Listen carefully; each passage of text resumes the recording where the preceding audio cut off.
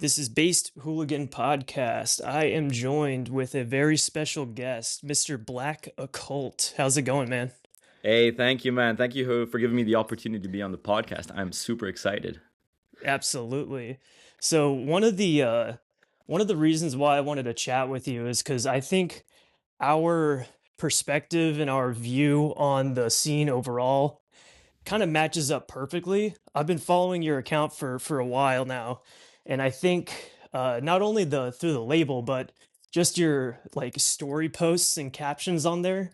Mhm. They're almost these like guru like self-help kind of trying to get the black metal scene like to save them from themselves, and stop being such, conceited dorks, thinking that they know everything, and to actually go out there and I don't know, make a change, do some cool shit, and don't just post online. And I think the perfect example of that are these fests, Black Occult fests that you've been doing. Yeah, I know you just had a absolutely. pretty successful one. Kind of just tee off. Tell me about the label, the history of the label, kind of the purpose and thinking behind it, and then also the big announcement is that Black Occult Fest 3, one of the legs of it will be happening in the U.S., which I'm super excited for.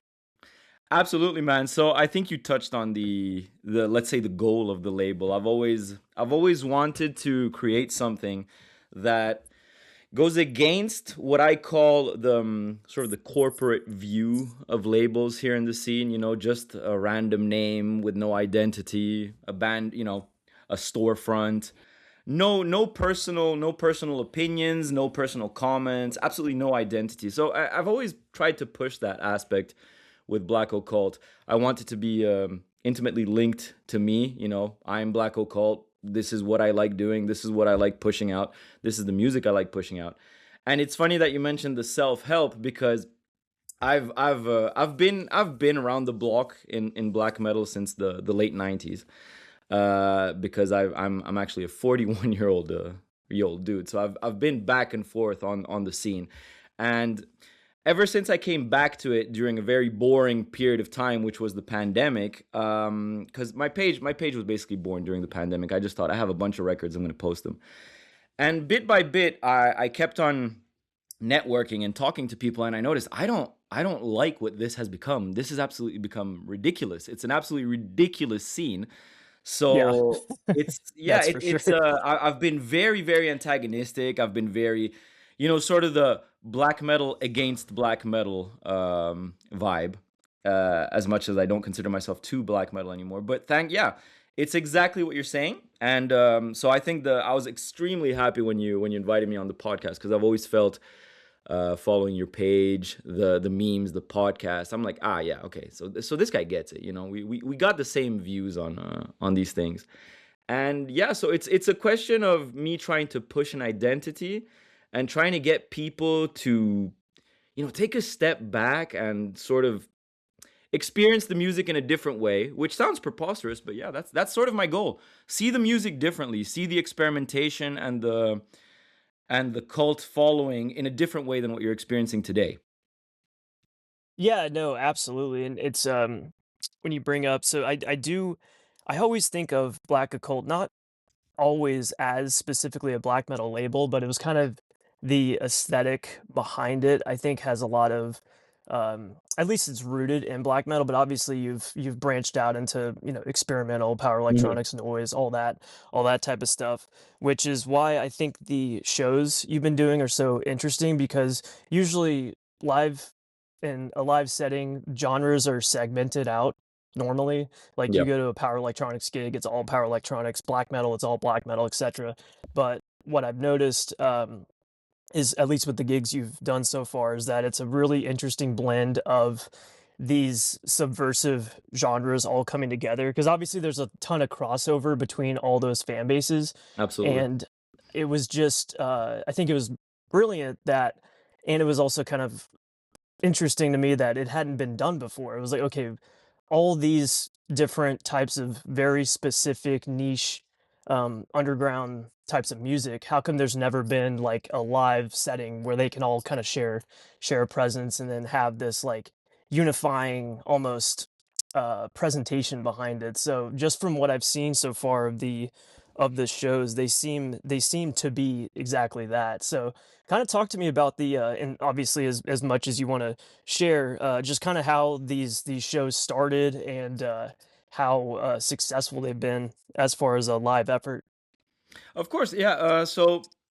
Again, I wanted to bring something different to the table without being extremely pretentious about it. But I just thought segmented shows, as you say, those sort of that sort of old school vision of shows. And I mean, we've probably been to a bunch, you and I. I've always thought it kind of boring, kind of bland. As much as the bands can have quality and everything, I feel sitting through 3 hours of a black metal gig, 2 hours of a black metal gig. I just think it's. I feel the scene needs to evolve a bit and bring in, rather than have a coded view of the music, bring in more things. And I think the mix was perfect because the label branched out pretty quickly, as you said. It started off with black metal, but it started off in black metal, and then I got extremely aggravated with the people in black metal, with uh, with that sort of era of the US scene and the UK scene completely pissing me off. I couldn't stand it anymore. Some of the bands, the labels, the characters, people that had a voice in it, and I'm like, I don't want to do this anymore. So I took a step back and I brought in, I've always been a big fan ever since a long time with noise, power electronics. I'm very interested in the whole neo folk movement, esotericism, all this stuff. And I always thought I'm gonna bring this, I'm gonna try and mold this all together. And I've had the chance to work with a bunch of artists which came from all different areas, and they never necessarily meshed between them. For example, a couple of the noise acts I produced, a couple of the BM acts I produced, and the neofolk, they never interacted between each other. They have their own little segmented scenes, which is fine, which is very organic, very grassroots on a lot of things. But they never really meshed together and they never really interact. And I'm like, why don't we try and do this, which would be very coherent with the label, with the sort of personality of the label. And I tried my first gig in the UK, so it was in London. And I had a bunch of stuff. I had a dark ambient project of my dear Italian friend called Aesthetic Cloth, where I played with her live on stage. I sort of modulated a bunch of noise and ruined her dark ambient set. We had some harsh noise with Will to Power. We had some electro gabber, like old school UK gabber with Ludwigism. We moved into a bit of oi, a bit of proper like old school oi mixed into modern sensibilities with Rune Boy, which we'll probably end up talking about a lot. Because I was extremely happy to bring Rune Boy to London because, as you probably know, the greatest success of that festival was bringing an ideology and a feel and a movement to a city which is very closed towards it. I'm sure Yeah. you have that in the States as well. You have cities which are bastions of ideologies and movements which really don't represent what you and I love. And I thought that bringing in all this different stuff, all this what they would call dangerous, and I just call music. Bringing all this dangerous stuff into London was a massive success. And then I capped it off with two of the UK's actually serious bands, because it was a period of time where the UK had, I'm sure you know, man, they had it was just it was scandalous. I don't even know what to say in terms of the music and the offering, but it was scandalous. But I brought Necro Ritual on and Blood Countess, which capped out that first night in an amazing way. And if I can quickly segment into the second one, I think the second one, from the feedback I got, from the messages, from just the people being happy, I think the second one cemented Black Occult into this message and into this offer of music and of personality and of ideas and of people. And I think Black Occult Fest 2 really hit the nail on the head. I managed to put together, well, as you say, a bunch of different worldviews and different musical styles. And it went even further because I'm not sure if you're familiar with Crypto Order, which is this amazing dark electro project from Italy. I brought in Slutet from Sweden with their D Yeah, beat that was broken down. Yeah, yeah, it was a great night.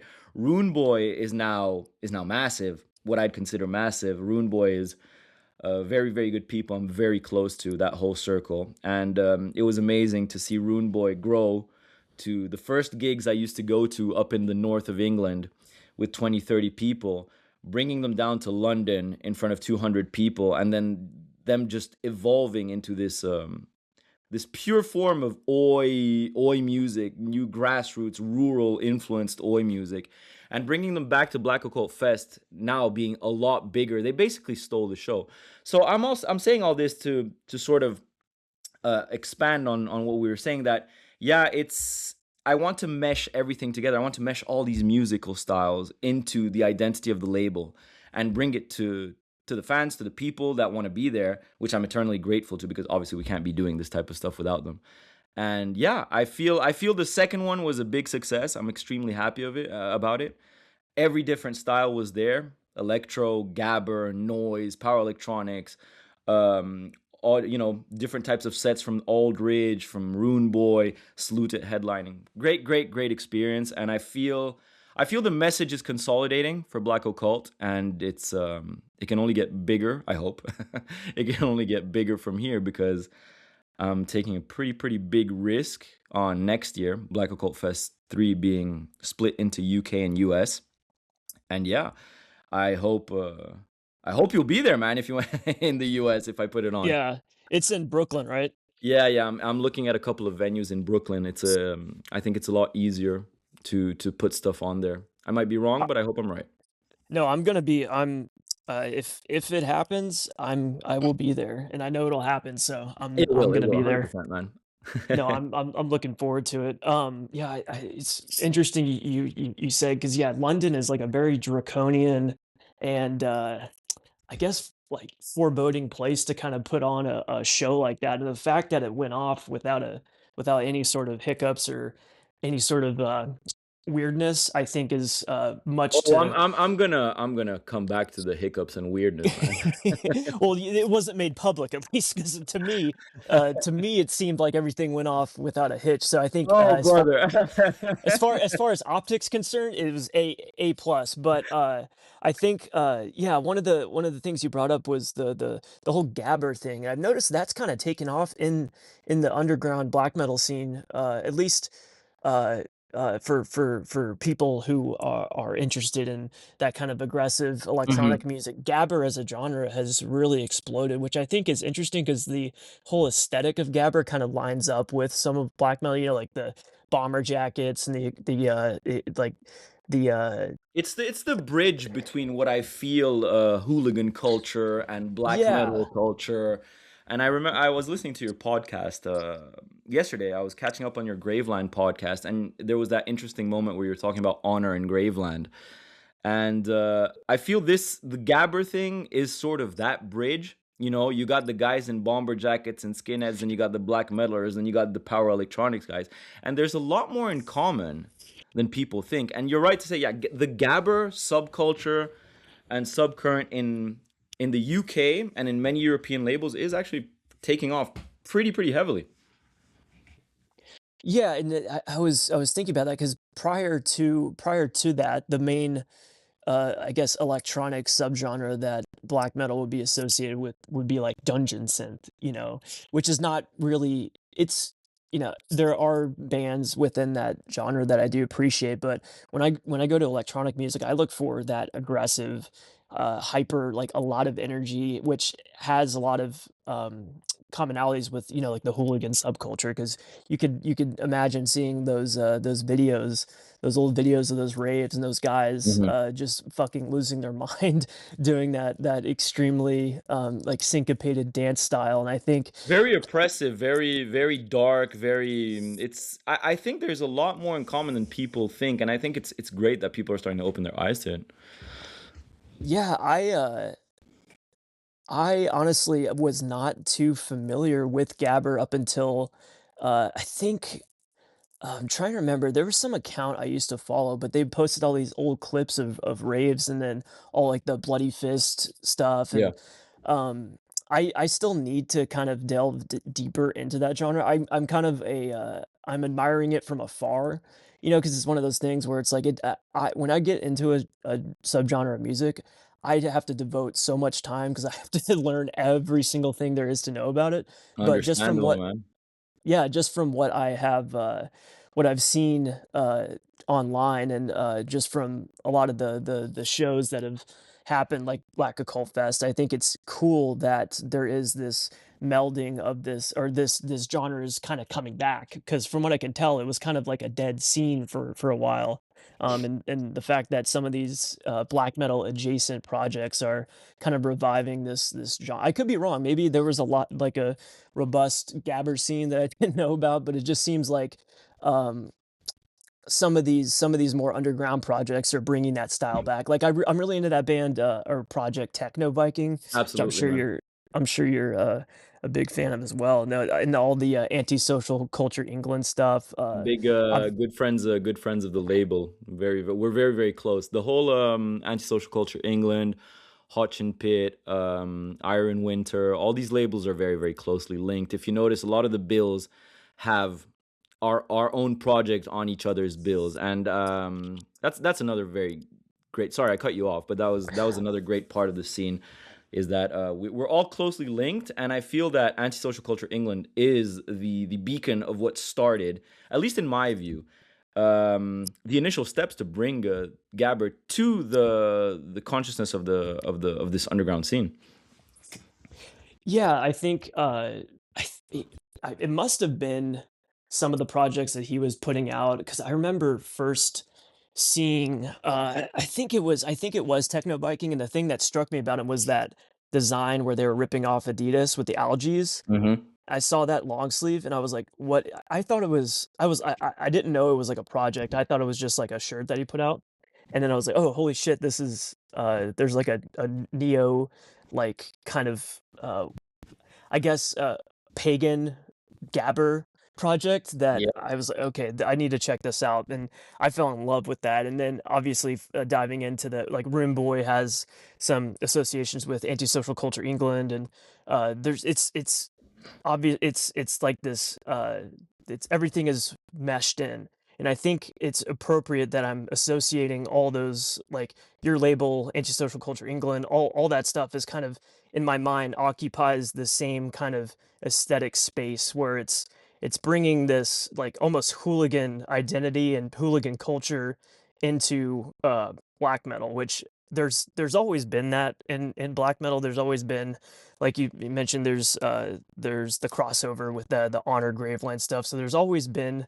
this subculture crossover in the underground, but I think now it's just more prevalent and it's more identifiable, you know. And I think that's absolutely, man. really cool because it's kind of breaks you out because you have when you're talking about becoming jaded and bored with the scene. I'm so ingrained in kind of my pocket of black metal and pocket of the underground that I forget that the majority of I guess metal in as a whole, and kind of it's like sometimes I'll attend like a bigger gig and my head kind of gets taken out of the sand. I'm like, "Oh, everyone isn't cool. Like there are some fucking dorks that are into Yeah. this." Like I start tricking myself. Can I get like really eager and sentimental sometimes when I go to a good show? And I go, "Yeah, man, I guess, you know, there are some cool things happening in the scene. You know, maybe metal is worth saving." And then I'll go to a bigger gig and I go, "No, this needs to absolutely be destroyed because it Yep, yep. sucks." Yeah. Well, there you go. That's exactly the feeling I have every time I'm going to, as you say, more conventional. I started calling them corporate gigs. Imagine that, because you get the feel. If you go to smaller gigs, you go to the more niche things, you get this raw energy, this grittiness, which is what I'm trying to push with Black Occult, and it motivates you. It motivates you to expand your taste. It motivates you to listen. The people there are good. The music is good. Everyone is very. It's a very organic scene. And then you go to these bigger ones, and it's like I don't even know how to react. I was what did I go see the other time? We went to see Dying Fetus, Immolation, stuff like that. What was it? What was the gig? It was Mayhem. And I'm not gonna rip on the music. I have a lot of respect for Mayhem, just mainly on a nostalgic point of view. But if you see everything that's around it, you look at the people, you look at the I don't know, some of the fans, the Yeah, labels, the magazines that are going on. It's like, that very bland point of view where people say it was better before, and it gets sort of laughed off, or it gets criticized because it's a bunch of kids who stay online and look at pages and read absolutely ridiculous reviews on stupid sites like Angry Metal Guy or Invisible Oranges, yep. and their identity is very I feel that they don't have an identity anymore, compared to the gigs I used to go to in the early 2000s. The very first ones I went to the late 90s, when I was like 13, 14. I feel there's a different shift. I feel there's an absolute shift in the fan base. And as much as bands and artists say we don't, some of the more, let's call it, I hate the word, the more elitist bands say we don't do it for the fans, we do it for ourselves. It's not true. So when you see the fans and you see the culture now in the bigger gigs, it's yeah, it was better before. And the bands that say we do it for ourselves, we don't do it for the fans, it's not true. So eventually, at the end of the day, they sort of mesh into this Ouroboros, which bites its own tail of vapid, bland, boring, asepticized music, if that's a word. And yeah, you go to these big gigs, and it can legitimately push you to lose a bit of the passion that you can have for the music. It does, yeah, because it's interesting you bring that up, that there's a shift in the identity of the fans, because I'm not too much younger than you, so and like you, I was precocious. I started going to shows when I was really young. I believe my first show ever was 2002, 2003, so very early 2000s. And I Hmm. remember back then there was, maybe it was just a naivety for me being a kid and kind of being new to this, but I feel like the people that were into the scene back then were more serious, and they were it's not that they were intimidating, but you could tell that this was like a lifestyle to them and Yeah, something that they took seriously, they were passionate about. And I think part of what kind of like music over, like this doesn't just apply to metal, it applies to music overall. It's not as respected or valuable as it was even in the early 2000s. Now we have streaming, now we have, accessibility, YouTube, you can absolutely. find literally anything. So now every single person, and this is a tired statement, and I know people are sick of people saying this, but it is true. At You can search for the most, you can look up Belkatir demos, you can listen to Graveland stuff, you can listen to Vlad Tepes at Mhm. literally just by searching on YouTube. That stuff literally used to be impossible to find. Well, So that feeling is lost, because I love that you bring the Les Légions Noires up, because I grew up on the mysticism. Well, there's the word I was looking for. There was a certain mystique, and as you say, I actually, people are tired of that statement, and I don't care, because the people that are tired of that statement are the people that didn't live that era. yeah, That's absolutely. my main point. It's the people that didn't live that era.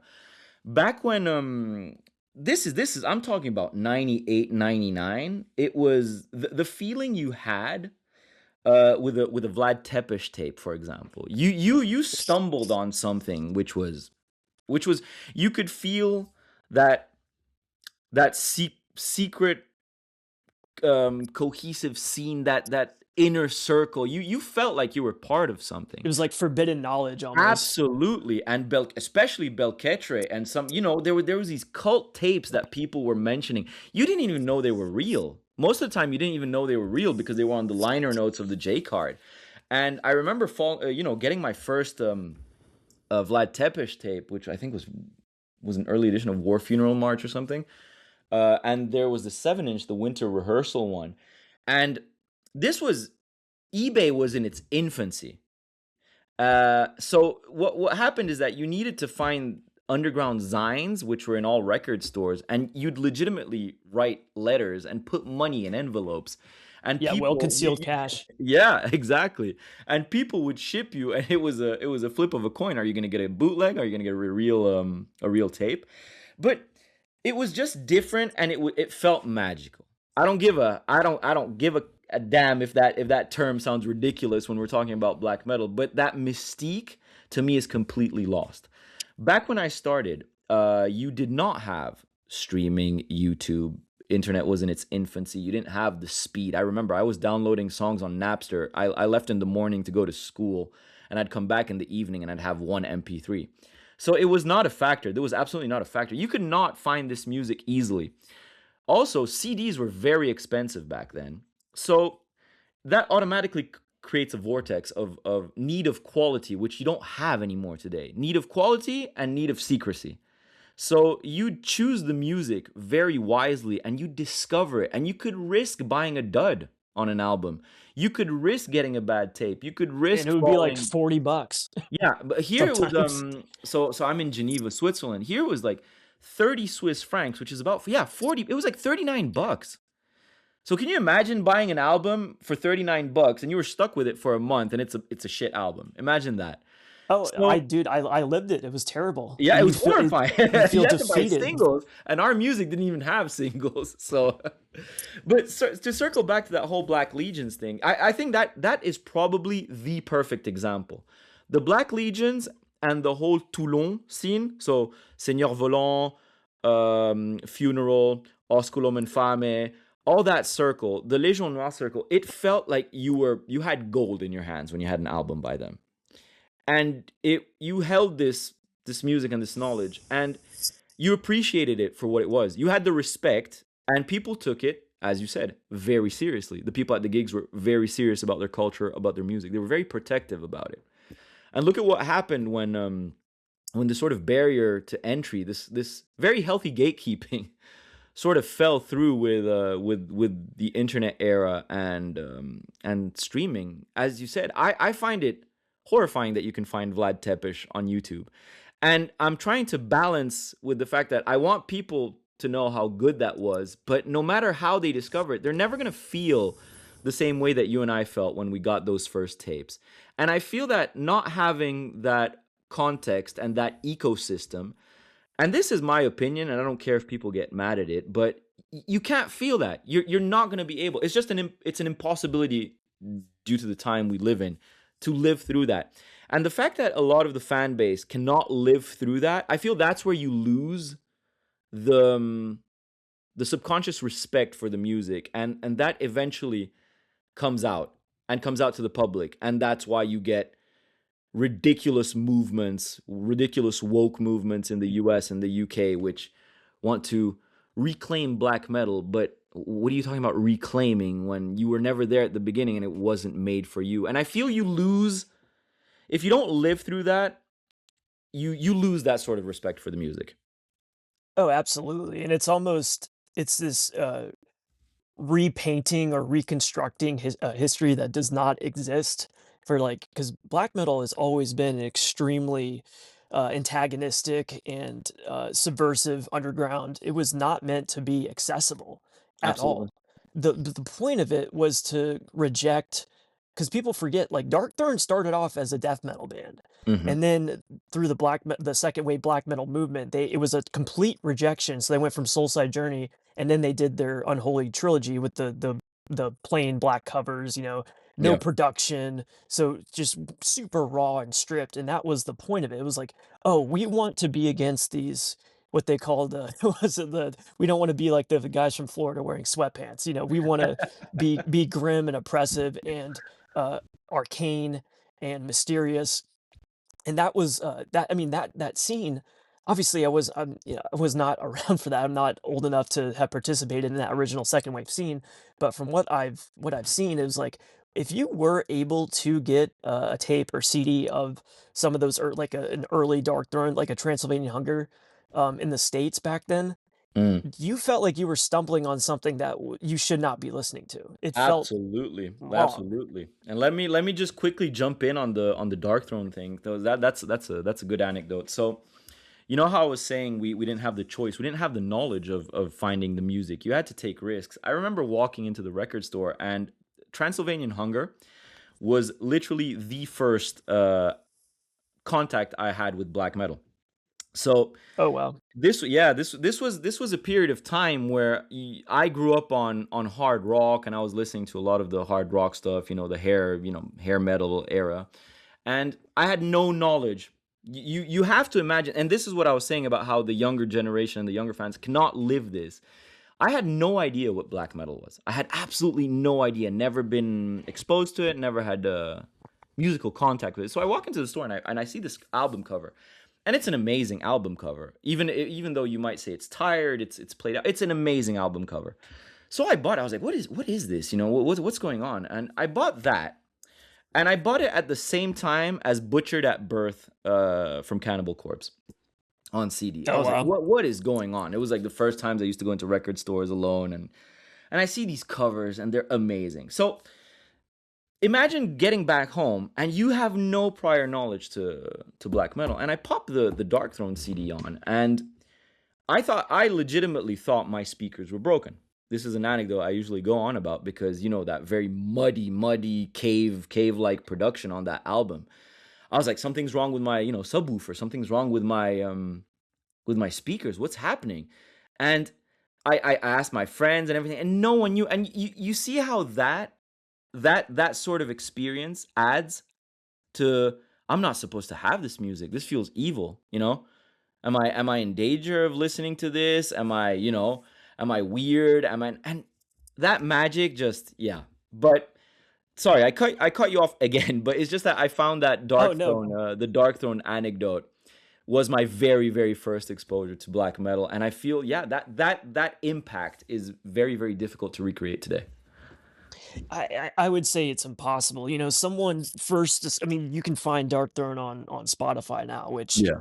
is kind of ironic because they were. It's something that they were.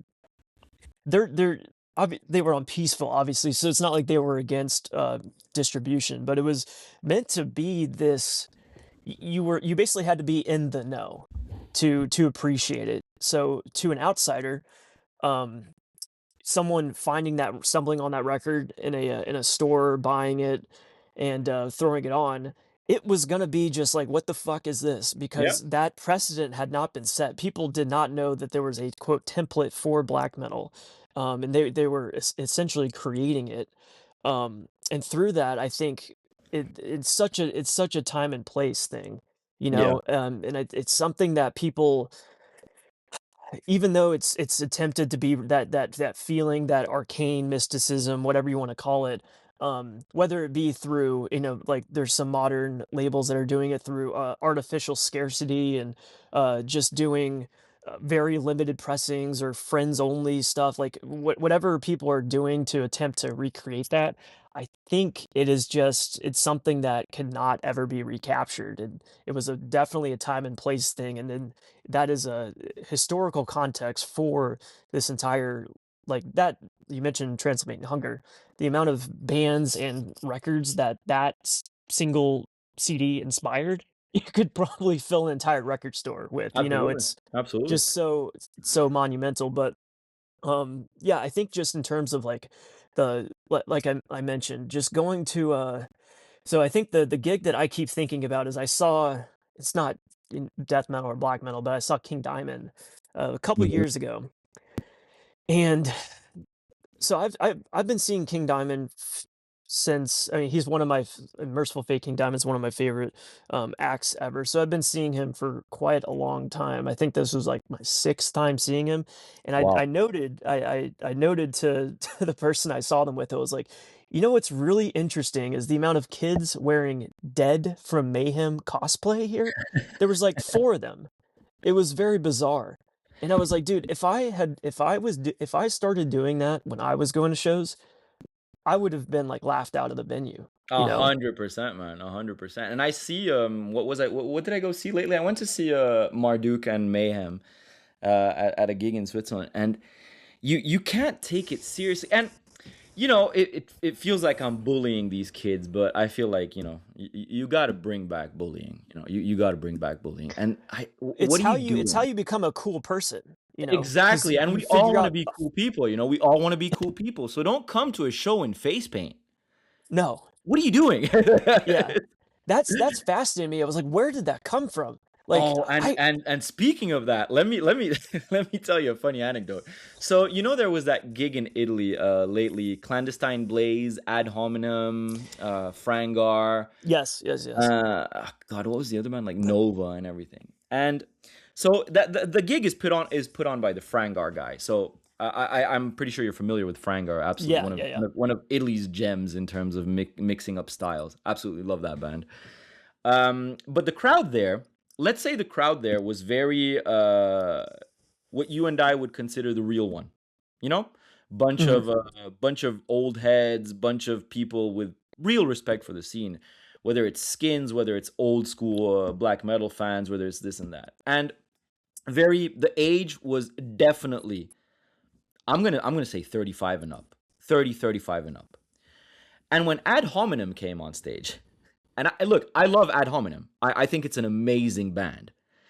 But already the fact that Ad Hominem was there in face paint in gig format, the whole crowd, like not the whole of it, but a very very vocal part of it was just disgusted by it because I even feel the face paint is era specific. Don't you think? Like I even feel like the face paint is era specific. I feel it Oh made yeah. sense at a certain period of time, but now it's identified with all these kids coming to gigs in face paint. And I was sitting at the bar with a couple of the band members from other projects, and they were like, "Yeah, let's just say there weren't words of respect for ad hominem, which I find stupid in its own way, but I do see where they're coming from because I feel that whole thing is now being projected onto these kids coming in full getup and face paint, and how I don't know, It man. is I don't know kind of what your take is. I unfair. don't know what your take is on that, but I find Uh, it ridiculous. oh no. Okay, so I have a couple thoughts about that. I've kind of wondered the same thing. Is like, are we past the whole face paint gimmick? Because it is at this point, it is a gimmick. Obviously, it has a very important. There's a important history of quartz paint within black metal. It's Hmm. a very it's inexorably tied to it forever. You're never gonna get away with it. It's what normies. Absolutely, It's absolutely. I just feel the barrier of let's put it this way. I just feel that to be able to be taken seriously today with face paint, I think the barrier is the it has to be as high as possible. The level of honesty that you put out in the music has to be a lot higher than back then to sort of don the face paint. Because everyone's been doing it. It's been absolutely bastardized. So I it's feel so that played out at this point. yeah, exactly. So I feel that now to be able to, and I don't want to sound like a judge with all this stuff, but I feel like you need the level of honesty and coherence to the love of the music you put out has to be a lot higher than it was back then to be able to be respected in face paint. If that makes any sense. Yeah, I mean, there's certain bands that can do it. Like you mentioned Marduk, and I think they still do the whole quartz paint thing. And I'm a big I know Rune's not a fan of I love Marduk, especially Panzer Division Marduk, and I know that's people can call that the Styro record, the dawn of the Styro, but I love Who that cares? That love hype. that album's amazing, man. I the extremely like because I think one of the templates of that term styro is kind of that dark funeral hyper blast thing, which just it's such like like okay, let's just play as fast as possible, which Yeah. people kind of get bored with that. But anyway, so like a band like Marduk, they they're so cemented and they have a lot of history and they have this like grandeur that I think it makes sense for them to still be doing the corpse paint thing. But for a newer band to go on and obviously Ad Hominem is not a newer band. Mm. They've been around forever. So I think I give them a pass with the corpse paint thing, but it does I would consider at that gig it might stick out a little, it might seem a little gimmicky Yeah. if I Yeah. can use Yeah, a I feel term. I feel legacy bands, which is another term I hate, but I feel that the bands that actually were molded into it, I feel that's fine. That obviously gets a pass. I might have a problem with the newer ones. I'm very and this is where it's a bit provocative, is that I'm very anti new black metal, but that's just probably me not taking the time to properly discover it. I'm pretty sure you've noticed that one of my main mantras is that I will absolutely criticize and hate on something without having listened to it. Oh, same. Yeah, there you go. See, I think Yeah, I that's think healthy, man. I think that's very one of healthy. the one of the memes I made pretty recently was like it was it's like the big brain tier is like roasting a band on a podcast even though you've never heard a single note from them. And I fully agree with that sentiment and with that. That's it. That's purity to me. I think that's healthy, man. and most of the time it just comes from, and I hate to say, and I hate to do this, is it comes from just seeing the people that are into a specific band. It's I a go, okay, reaction, and to me, it's a justified reaction. There's one point where you're just gonna have to lower yourself to their level and start spewing the same amount of nonsense that they do. And if it's it's it, criticizing a band without listening to it, then I'm all for it. absolutely, because it goes into the whole thing. It's the there is an era of elitism, I think, in black metal that because there with okay going on the scene right now, you have the people that are going, let's not gatekeep, everyone's welcome, let's make it a big party, which is one side, which I do not interact with those people at all. I make fun of those people a lot, but I, Hmm. I know that there's people out there like that, but the people that I engage with and interact with are the complete opposite. Like, let's make it as uh inaccessible. We do not want any books are closed. We don't need any more people We in don't this need new club, fans in the scene. We don't need new people, and we definitely don't need new people coming up from other scenes, which then eventually ruin ours. So yeah, I'm on board with that. Yeah, part of the thing I always make fun of are the hardcore kids, or Oh yeah. That's the biggest problem in black metal to me. we'll quote imagine kids with like 9 parentheses around it. They'll be like 28, and then they'll have this like awakening where they go, oh, I'm into metal now. It's like, okay. It's like very Oh my interesting. God. Seriously, bring back bullying, bring back gatekeeping to the point where you just cut the music completely off. I'd rather have a gig with 40 people on the same wavelength than like a 200, you know? It yeah, it just it comes to a point where this is something I've it seems like a post-COVID phenomenon, because I think during COVID, do you remember? Okay, I'm sure you remember this. Do you You're gonna remember make me if during we start talking about COVID era black metal, I'm gonna go off. But yeah, go on. okay, so dude, tell me if you remember this. When every single person thought they were like a vampire during Oh my COVID, God, the Jesus. vampiric black metal, like there was, I would say, no less than 1,000 bands like that happened during COVID. The problem isn't the thousands of bands. The problem is the fact that the thousands of bands could put music out. Oh, and they'd That's sell out the thing. immediately. And they'd sell. Oh my God, do I hate that period of time? Jesus Christ. That was one of the let's say that's what really forged Black Occult. I'm gonna be straight up. I mean, people are gonna get bored of me hearing this, but hopefully your crowd isn't aware and discovers Black Occult, the labels close to it. But Black Occult had a period where it was an absolute reaction to that. I cannot stand the whole pandemic era, immediate sellout, vampiric music. There are so many labels and so many artists which are absolutely criminal in having brought that to the forefront. And to bring it back to our times, you back then you could these levels of bands which were absolutely horrid, whether it's music output or image, they'd never be able to put stuff out on CD. They'd never get a label deal. They'd never get their music out. So you see why the medial quality back then was intensely high. A band that was considered mediocre back then would be the absolute pinnacle of the scene that they're in today. Oh, So, absolutely. and why did we give a platform to this sort of scene, man? I think okay, so it was there's a it, I use this term a lot. It's the trinketization of metal, where everyone is trying to collect. Like, it's the people want something to put on their shelf. They want a physical item. Perfect Okay, way to so put it, what? man. Perfect way to put it. That's thank, actually a really good term you chose, man.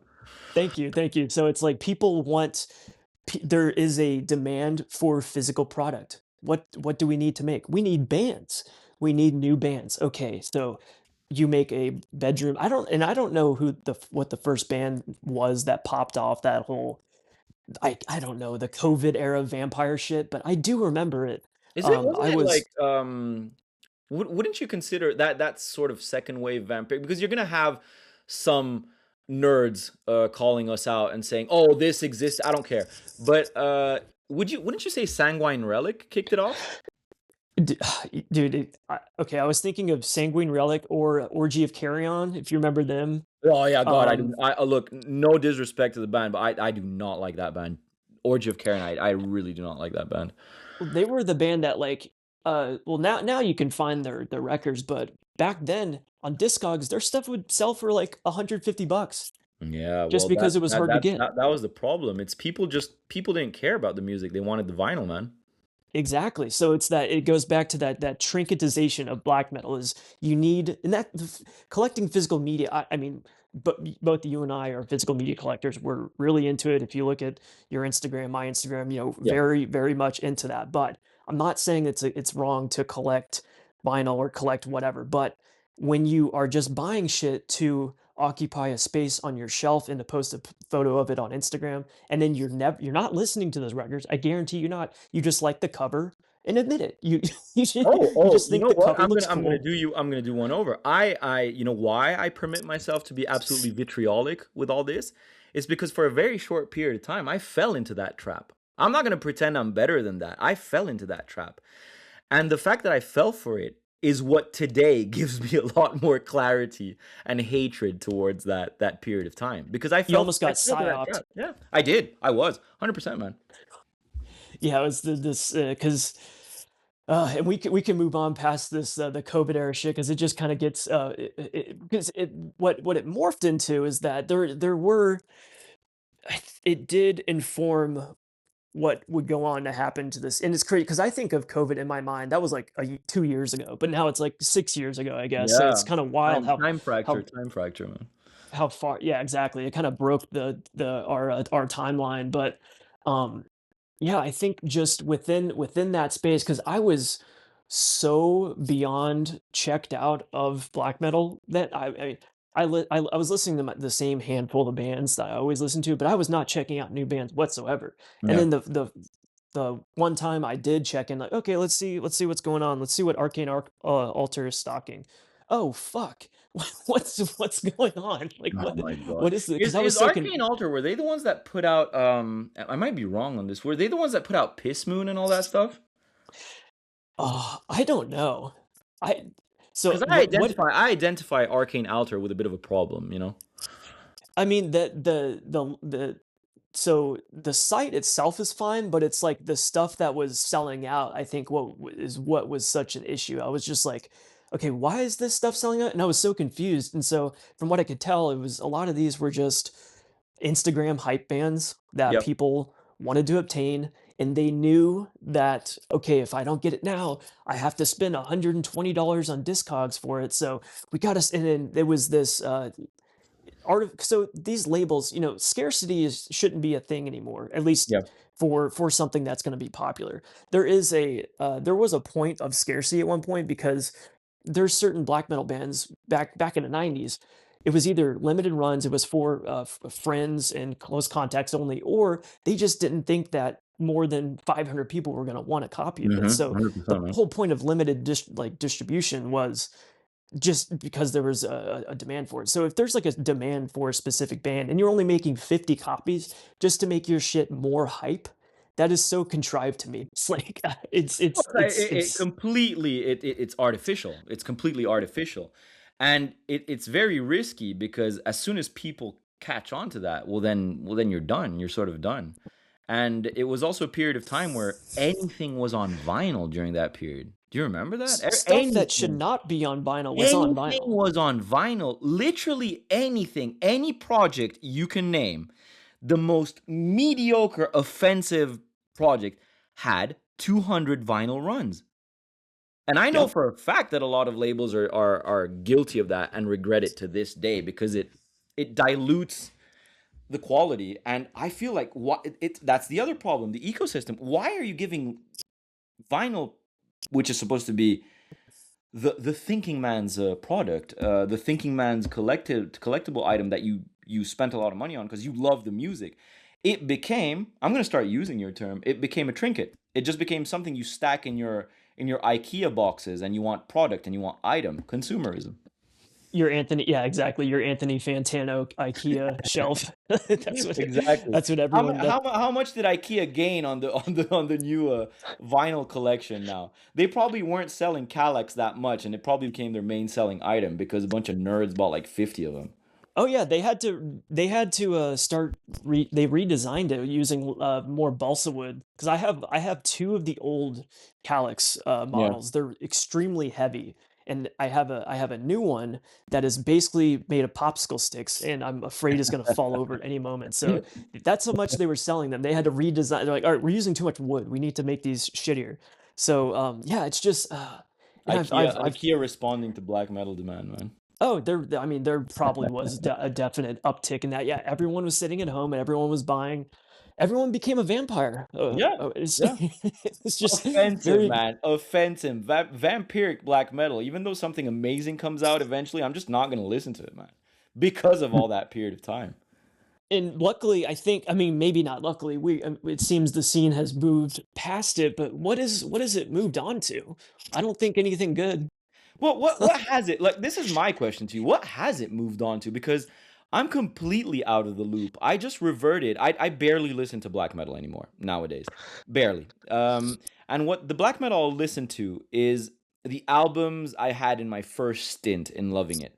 So anything before, I don't know, before 2006, 2007, I've just reverted back to the classics. But in a very honest way. I don't even know what the scene is going towards now. What is it going towards now? Not to be honest, I have honestly done the same. So this podcast is really doing this podcast has started to make me go outside of what because I had like a rotation of like 10 records that I was just listening to on repeat, because I was like, okay, I've been burned too many times before checking out new things. Most of it sucks, so I'm just gonna retreat and listen to what what I know I'm gonna like. Yeah. So with that, I've been revisiting a lot of more going outside of my comfort zone than normal. But as far as new stuff, honestly, dude, I do not know. I know that I don't know. There's some labels that I know are still hype, but like I think Blood Blood and and Crescent, Crescent, yeah. their stuff sells out immediately still, and I like some of the Arbor and Fellwinter stuff, but Hmm. beyond that, I'm not really too into or know that much about the current scene. Maybe it's dead. Maybe it has stagnated because we're not hearing of there. When was the last time you heard about this a new hype band in the underground? I Oh I can't wow, tell I you. have like in black metal, like strictly speaking in black metal. Yeah, it's been a Oh, while for I me. have absolutely no idea, man. You probably touched on the only bands that I you know I sort of see as a remnant in a positive way. I'm not gonna dog on them too much, but in a very positive way, I think they've distilled the very few qualities that were around in the 2020 to 2023 era. And yeah, so what am I hearing lately? I hear Gauntlet Ring, Fellwinter, Arbor, all that crew. I mean, What I think they're what doing was that fine. one band? That one band is called like Onyx something that came out Oh, last year. yeah, that's beyond my level of knowledge. There's it might be like Onyx Blade or something that it like sold. It was one of those things that sold out like immediately and selling on Really? So you Discogs do for. still have okay, so you really do still have that sort of let's pick this up immediately type of situation. Yeah, I think that was kind of just a. I'm pretty sure the band is. Someone will correct me, but it's called like Onyx something. But I do remember when that came out. That was there was a lot of hype beyond that, and I don't think they've done another pressing of that. And I remember to get their merch, you had to use the merch order sheet of paper that was included in the vinyl only. So I was like, Ah, okay. okay, Well, that's that's interesting. pretty old That's school. But that's yeah, interesting. beyond that, yeah, at least it's something. Even though that might be considered, people call that a gimmick. At least there's some sort of barrier to entry, you know? Yeah, that's the difficult equilibrium, the balance. Like I I see why they're doing that. I think it's interesting, but I have a feeling a lot of people will call it yeah, we'll call it a LARP.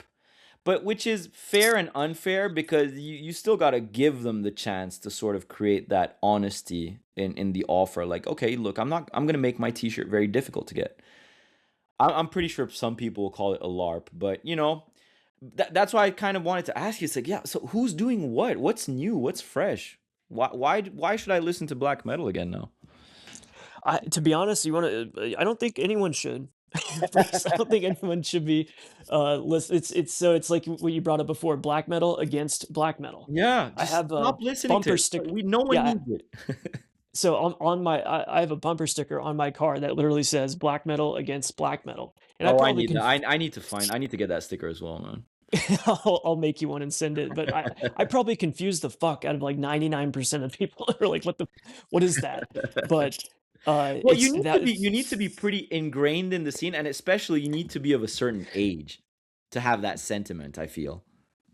Oh, absolutely. Because there is, and I'm sure you've heard us use this term before on the podcast, egoism. Yeah. There is a certain egoism, and I'm not going to fault people because not everyone can be, born at a certain time and was able to be involved in the scene at a legitimate and respectable era. Sometimes people are younger and they get Mm. into music at a later date when the scene has already been exploited and basically left for dead. So they're picking at the scraps and remnants of what's there. Saturated, bloated, and everything. Yeah. Yeah, it's like the carcass of what used to be cool. So so people who are, I'm not going to fault people for getting into like, because there is like a very specific, because I remember when I was getting into black, you are very, you want to know about every band, you want to you want to talk about and post about, oh, I'm finding all these brand new bands and it's so exciting, it's like this new thing. Mhm. Now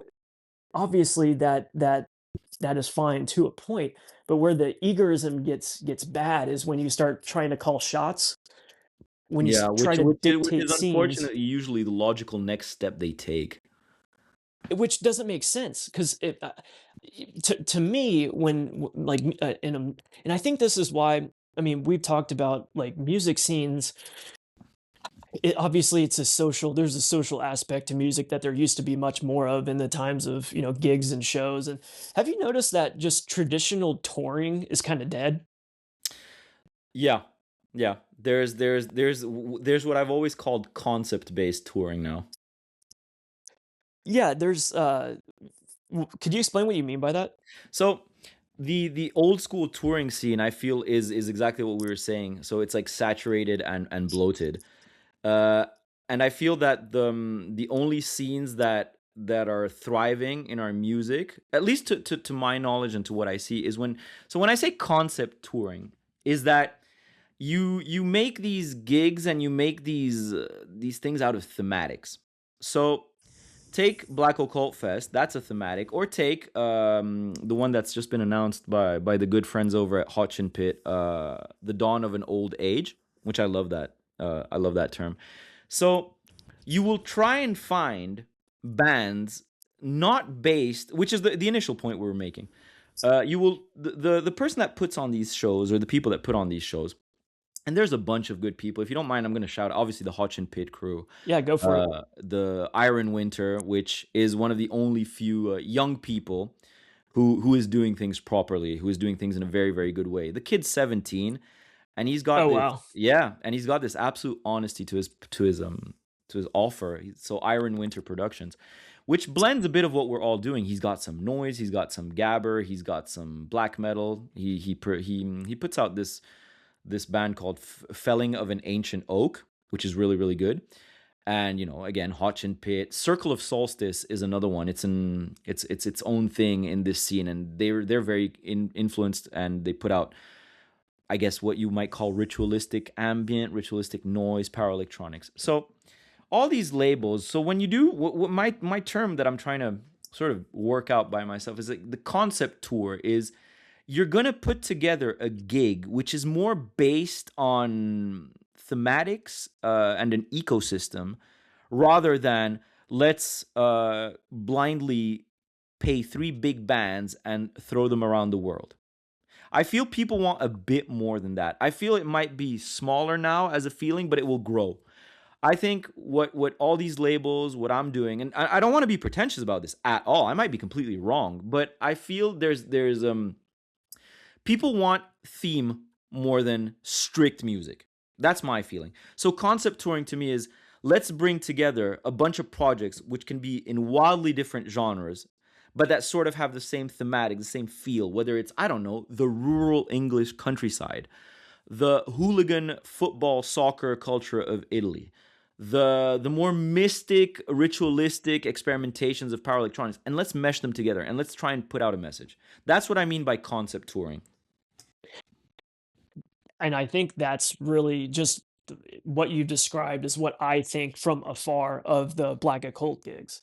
Mm, Kind of what I've been mentioning is it's a even though the bands or acts that are performing on the same bill might be from completely disparate scenes, there is a unifying identity behind it, which is, like you said, there is a concept. There yeah. is and that I think it's more interesting than just going to a, because there used to be I mean, tours would come through nonstop.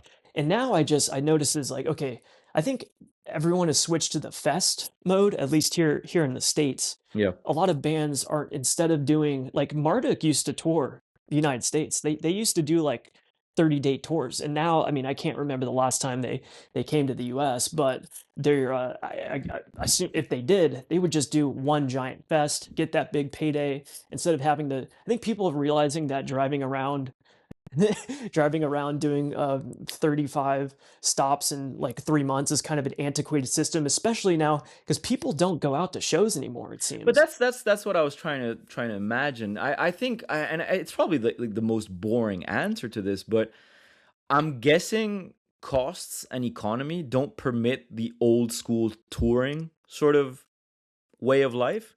I mean, is it worth it to them anymore? And it's kind of sad to get to the point of asking if it's worth it to a band, because I feel you should always play, you should always do something. The energy is completely different. You give back to the fans give back to you.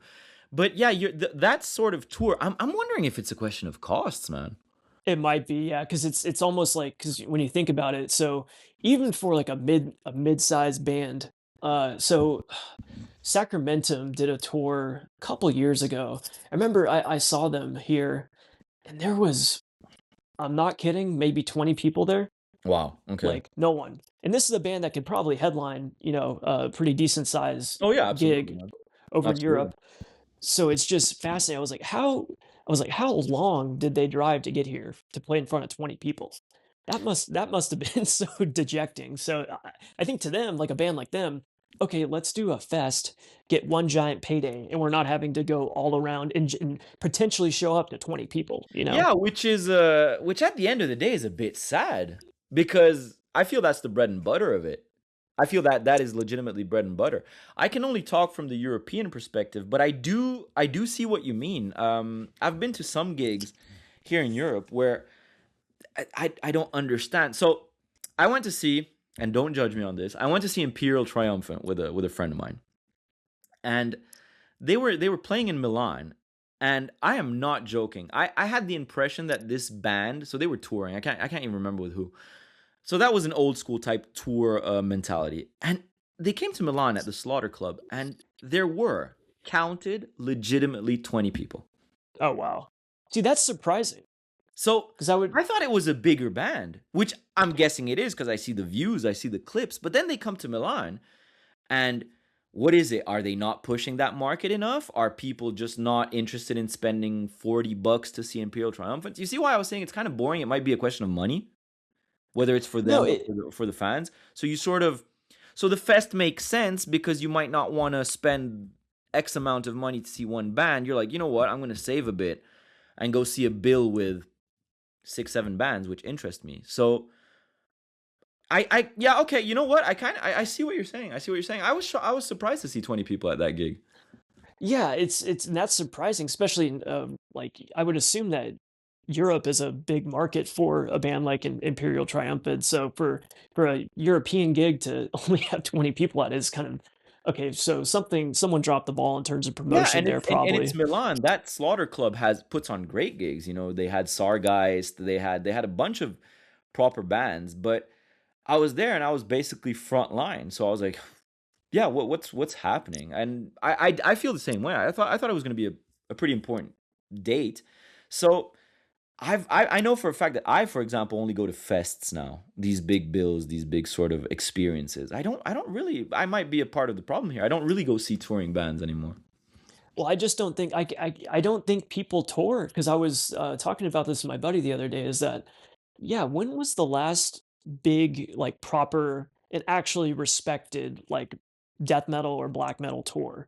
Like that's not sponsored by Decibel. That's not sponsored by whatever metal website or you know those are all the the big tour packages or all these corporate like you mentioned before these corporate feeling It's gigs. it's a corporate bill. That's the thing. It's a corporate bill. As soon as you start having all these black metal bands together, you don't have that sort of organic feel to it. It's always yeah, but then again, did they price the normal touring out? Did Decibel raise the bar economically too high for people to tour properly anymore? Or I don't know, man. So did you come up with an answer? Did you figure out what was the last non-Decibel sponsored, non Metal Hammer sponsored gig? So what at least in my experience it's been so the last one that I can remember is I saw Archgoat in 2016 and that was just like it was Archgoat no like two other bands. I can't remember who opened up for them, but that was I don't think there was any sort of like website sponsor for them, and they were Mm. just touring the U.S. And I remember seeing them, and attendance at that gig was terrible. It was, and this is Really? Archgoat. This is yeah, this is Archgoat too. I was like, okay, I'd something. figure Archgoat would pull a lot. Me too. I think now if they toured, they would. It was in that weird period where the probably much different in Europe, but the US, we lag behind a lot of times. Hmm. So I don't think their popularity was at what they thought it would have been for touring, if Yeah, that makes sense. 2016. That would have yeah. What was it? When did I start noticing that they were forefront? Yeah, it was probably like five years after that actually. Yeah, so that was I think that was the last because I stopped I'll be honest, I stopped going to shows. Like I'll Mm. go to one show a year, maybe. But yeah, it'll be like a fest and not because I don't notice anything coming around really. Um, and it is sad to me because I used to see shows quite often. Yeah.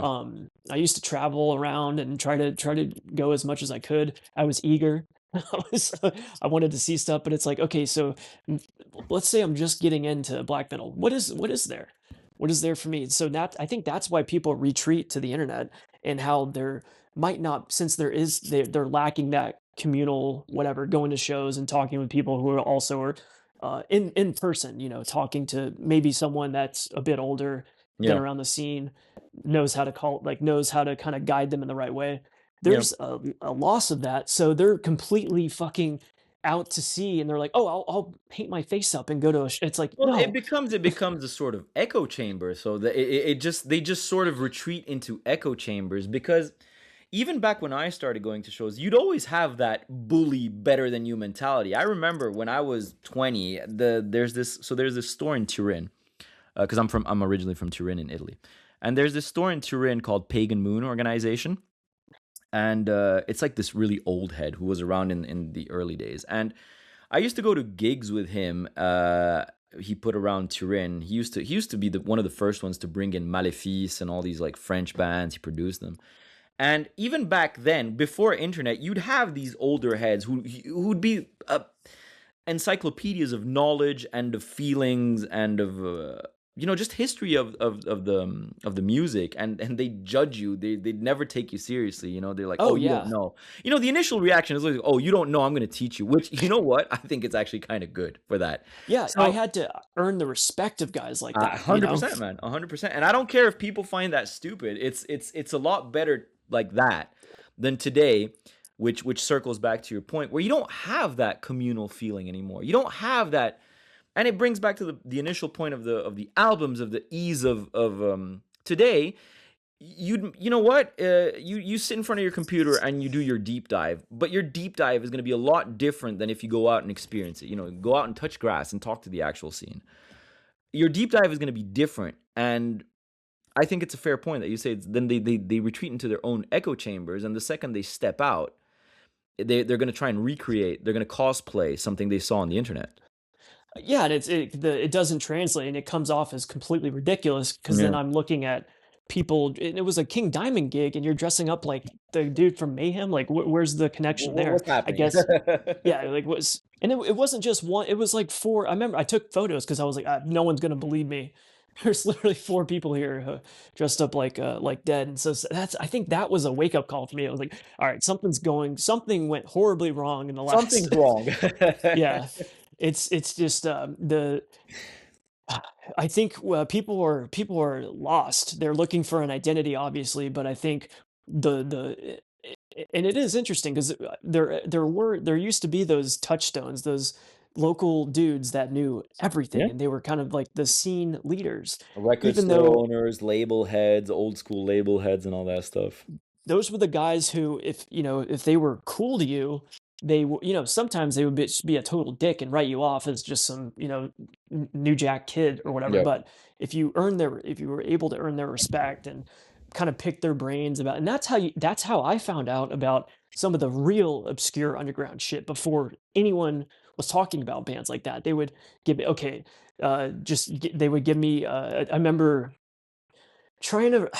I learned about some pretty so GBK was one of Mm. the first bands I got tipped to from. I think I mentioned to this on the on the podcast before, but it was from a dude that was into hardcore. Like he was like a youth crew guy, and he knew I was into metal, and he was like, "Oh, you need to listen to Graham Belial's Key." And so he told me to. I think he even gave me a copy of it was Mocking the Philanthropist, Yeah. and I remember that totally blew my mind. And then they ended up becoming one of my favorite bands of all time. But I probably would have never have I would have encountered them at some point, but not that early on, But you not in the know? way, not in the way that now you have that memory, and you know the feeling that it gave you, and you would have, of course, eventually you would have come across it, but it would have been a lot different. So I have the same thing with Seigneur Volant. For example, I remember walking into that store, and the guy was like, "Oh, you got to listen to this," and he gave me like a Seigneur Volant CD, and now I'm very protective of that band, and the feeling I have when I discovered it, it completely changed what I loved in black metal. That album, that initial Seigneur Volant album, is what shaped my taste back then. So I like the French school, the melodic side of things. But to parallel it to your Grand Belial's Key discovery, is like you felt something which, unfortunately, I don't think you can feel anymore today. Which is the same point I was making. The discovery aspect of it and the appreciation is completely different. Oh yeah, because it felt like you were being clued in on this kind of secret club. Yeah, you're Not cool every enough to listen to this now, man. and that was the feeling that I got from it because I was like, holy shit. And so it totally blew my mind. And I remember just kind of it was off to the races from there, just discovering more underground stuff. But if it wasn't for that, and it was such like a weird connection. It was like this guy that was like a youth crew guy, Yeah. short hair, straight edge, not the type of guy you'd imagine to have Graham Belial's Key CD, but he was. And there used to be these kind of cool guys. They would be into hardcore, but then they were also into like true black metal, true death But that's metal. lost. That's completely lost nowadays, because that's actually something that was very common here in Europe. You'd have people from all walks of life, from all political, social spectrums. They wouldn't care as much as people do today on what the band represented. Whether it was the word problematic didn't exist back then. So No, not at it was all. actually very, very common to have some punk dude uh giving you a GBK album, or some straight edge guy being into the most, what today would be considered the most. I remember I had a friend back at the metal pub here who he was the one that put me on Satanic War Master ages ago, and he was not the Satanic War Master type. You see what I mean? Yeah. Oh yeah. So I feel that's lost as well. So what you're telling me, to me, is completely normal from back then. But today, you'd never have that. You'd absolutely never have that. No, and I think it is, and there's something sad to it that is because there was this energy that I felt behind it, and I know it sounds like we're just lamenting on the past, but it is kind of something that what I want to drive home with this podcast, and I think something that you and I both try to communicate in our content is this music is special and it does mean something to us, Absolutely. but we're totally alienated and honestly antagonistic towards what it is now. Yeah. Yeah, exactly. And I might have a fatalist view on it, but I don't know how you see it, but can we salvage it? Will Oh people, no, it's done. I'm done. Yeah, that's the thing. In my circles, we usually just say it's like it's dead, man. It's a to me, it's a dead scene, and it's not because you have a million bands and a million gigs and a million things, but to me, the essence is dead. Yeah, you need a return of the old ways, which Yeah, is impossible. You can't you once can't do the that. But thankfully, and I can segment into something if you want. Is what I find motivating is that you do have other scenes that still have that brutal honesty, and that I hope the hardcore kiddies. And now, you know what? What's funny is that now we're so far into it that these other scenes that I'm going to mention, they're going to see the black metal kiddies coming into them as a problem. We see the hardcore kiddies, the metalcore kiddies coming into black metal and causing a problem, but it's gotten to the point where it's rotted off to now the black metal kiddies being a term coming into the other scenes which are still holding a sort of spirit, and now they're seen as a problem. So I think we've gotten so far into it because, for example, I know you listen to a lot of Bronson, which I really oh love, yeah. which I'm always shocked when I see it on your page. I'm like, ah, good.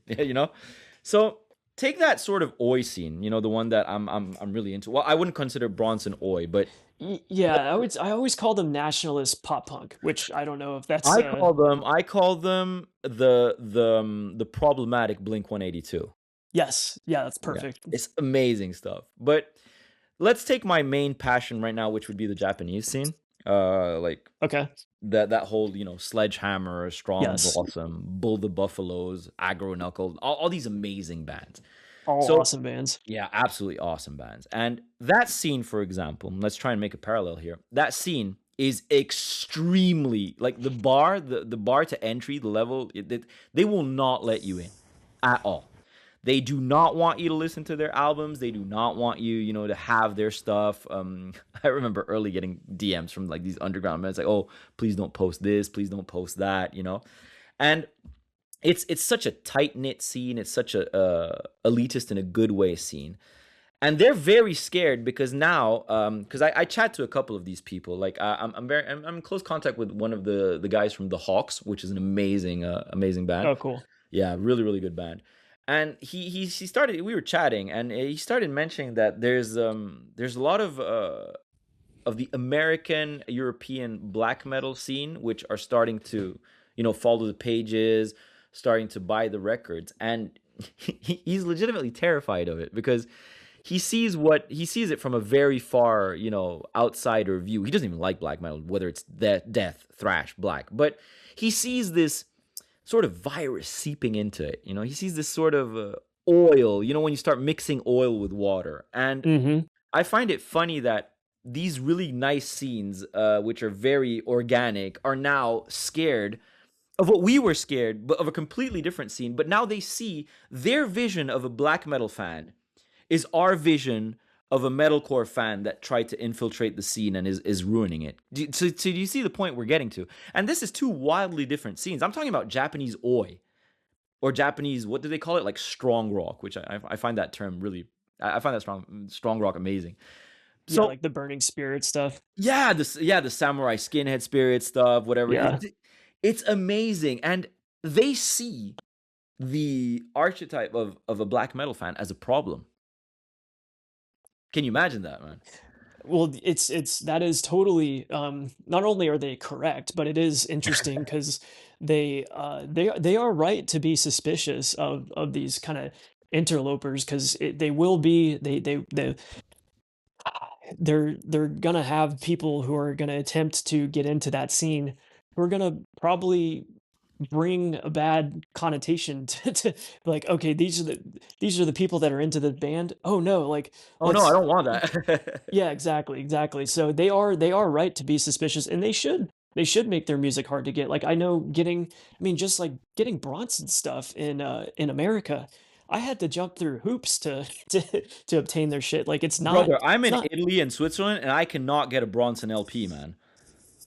so yeah, so that's fat. So I think I found a guy in Poland who was selling a few of them, and I was able to get a shirt from Bronson last year, right before. So getting stuff into, I'm sure you know, running the label, Mhm. tariffs have fucked up everything. Completely, Shipping stuff, completely. so I got in just under the wire, and I spent way too much on. So the shipping was more than the shirt, but I was like, I want a Bronson shirt. I'm gonna get one no matter what. I don't care. And I think now I can't even you like. Luckily, I did that at the time because now I can't even buy like. There's certain websites where I can't even check out if they're from Italy, which Yeah, but is the I ridiculous. can't ship to the States at the moment. So it from Switzerland where I'm at in Geneva, I cannot ship out to the States unless I use stuff like FedEx and UPS, Yeah, that's which wild. yeah, which if I want to send a tape, it's gonna cost the guy $40 to get it, which is ridiculous.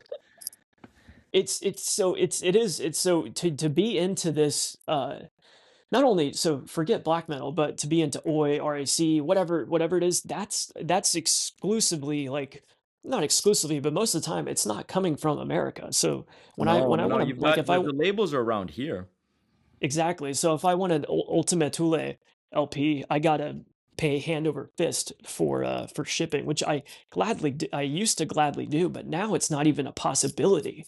And it's something that I kind of lament. I was like, okay, well, I guess it can also like going to your point. Maybe it is a good thing that it just remains exclusively a European thing, where it's not being co-opted by people from the U.S. Like we need to start our own scene, you know? Which you did have back in the 80s, early 90s. I think Oh the yeah, oi rack scene in America is absolutely amazing. I just feel it needs to step up and get more I guess more bands, or because the thing is that uh, just to close off on your point is like, okay, but when you do get an album, this is a perfect example. When you do get a Bronson album, or if you want to get some other oi rack stuff, it's gonna feel earned what you're doing. You're doing it because you love the music. You want that album. You're not buying it to put it up on your wall or anything. So difficulty may be positive now. I don't know. All I know is that it's very difficult. But the US, I think, does have the base to have a great scene. But what I'm gonna ask you is, because I need to know this for my Black Occult Fest. How difficult is it in the States nowadays to have an oi or a rack band? well, without saying too much, it's a possibility, but you just have to be very intentional and put Yeah. it that way. Yeah, okay, yeah. Yeah, I get it.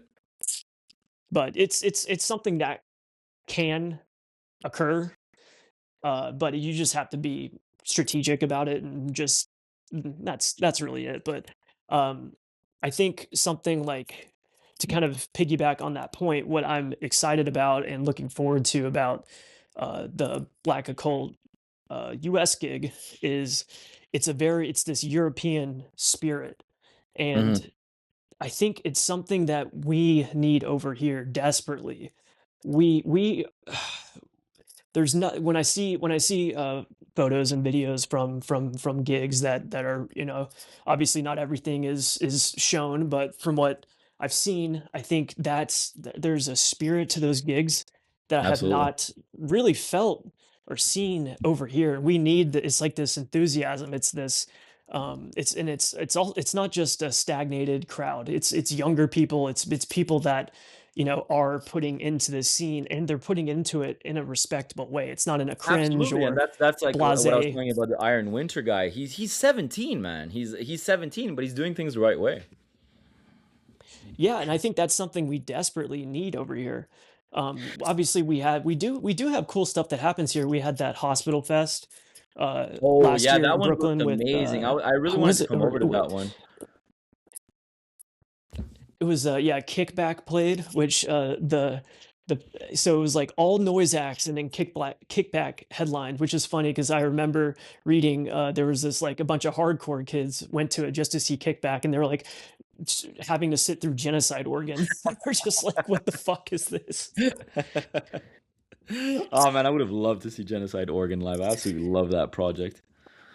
Oh, same. Yeah, they're one of my bucket list bands to I had a chance to see them like I mean, this would have been 2016, but there was all this shit with the show. It kept getting canceled and they had to move venues. And I was just like, fuck it, I'm not going to buy a plane ticket to potentially have the gig get canceled. But yeah, one of my bucket list bands to see live for sure. But it's so Absolutely. that, Them and Brighter Death now are like my main two from that scene, and it was just too far and I couldn't make it. I really tried to plan it out, but I think it's an experience. So, you know what? Good that the people that wanted to just see Kickback, got barraged by Genocide Organ. oh, just punishing like just hours, hours and hours of noise. And then finally they get to see their band, which I love Kickback, but it was just so cool that they played a bill like that, because there But yeah, is that's that's the other thing I wanted to ask you. So, I feel like why am I bringing the Black Occult thing to the U.S. is because mainly I'm not doing this blindly. I've had a bunch of people ask me to bring it over. I've had a bunch of labels that I'm in contact with in the States, a bunch of bands in the States, and they were very interested. They're always commenting on the videos from the gigs, whether it was the first one last year or this one, and so that's why Hospital Fest is actually a good example, but on a smaller scale, I think the US needs those type of gigs. Are there any? Would you say off the top of your head, and the ones that mix everything, sort of this big mix, um this big melting pot. to to be honest, it's pretty segmented here. Like you'll have a power electronics gig and it's strictly power electronics. And you'll have a Sorry, I think underground your black mic metal cut gig and off, it'll or I'm not strictly listening. be so Okay. everything is really segmented. There's not really something, at least as far as I know, there might be some private maybe there's some private badass fest that I'm not cool enough to know about that happens. But the from what I can tell, everything is pretty uh all the scenes are segmented. You obviously have crossover. Like you'll see some of the same people at these gigs. Like if you go to power electronics gigs a lot, you will see some of those people at like an underground black metal show because there's crossover there, but Yeah. they never are playing on the same bill. Okay, because that's it. So you reckon, that gives me a nice little niche at least to try and expand. I think timing is great. I think I tried it out two years in a row here, and the US was just so I don't know. I think it's a very motivating thing to do. If I can bring that sort of mix, that sort of noise, power electronics, I wonder how people would react to it. That's what I'm mainly curious about. I'm obviously going to bring. I can guarantee, people will love the projects I'll try and bring over. What I'll try and curate will be interesting. I'm trying to figure out if the energy can feel the same. I wonder how that will work out because what you said is true. You go to these gigs, the ones I put on or the ones up north from the friends over at Hotchin Pit. It's so gritty, it's so raw. It's very, you feel something that's very very deep and feral. I don't like using that term, but how? It comes across in the media for Yeah. sure. Just not even being there. It's like seeing photos or videos. It's like, okay, there is an energy to this that is infectious, I'd say. And I think there is an appetite for those types of shows in the US. They just haven't happened yet, unfortunately. But hopefully the Black Occult Fest will change that and people will be maybe inspired to put on their own some like mixed bill thing in the United States. But we're such a big country, like there is no unified scene, I'd say. Which It's is pretty wild to me. The segmented. pool of people, of fans, of music, of possibility of genres and bands. It's like what's wild is like the ecosystem could be even bigger, even more. More. Just the term more. I mean, it's the States. It's massive.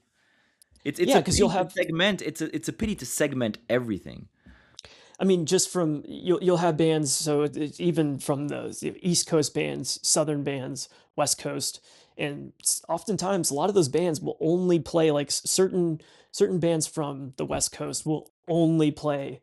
They'll do like a run of like 6 shows, but it's only West Coast. They never venture out beyond that, which is a shame because I think if there was more of that, there would be a more unified, like let's say if there was some sort of tour package that put together 3 or 4 underground acts from all over the country and then they toured, that could then kind of create a more robust environment for more stuff like Black Occult to happen. Yeah, I feel it's just a possibility. It's such a market, and I hate to look at it in an economic. I'm not.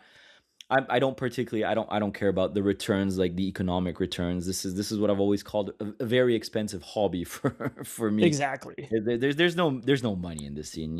It's like which is fine. I doubt a power electronics record will ever be sold to more than a certain amount of people. But uh, even looking at it from an aspect that I don't particularly appreciate, because I feel it numbs the feeling towards the music. I still think that the US is the market which has, and this is going to sound shocking to a lot of the people that follow my discourse and my page in a while, but it's undeniable that I feel that the possibilities in the States at the moment are are wild, for lack of a better term.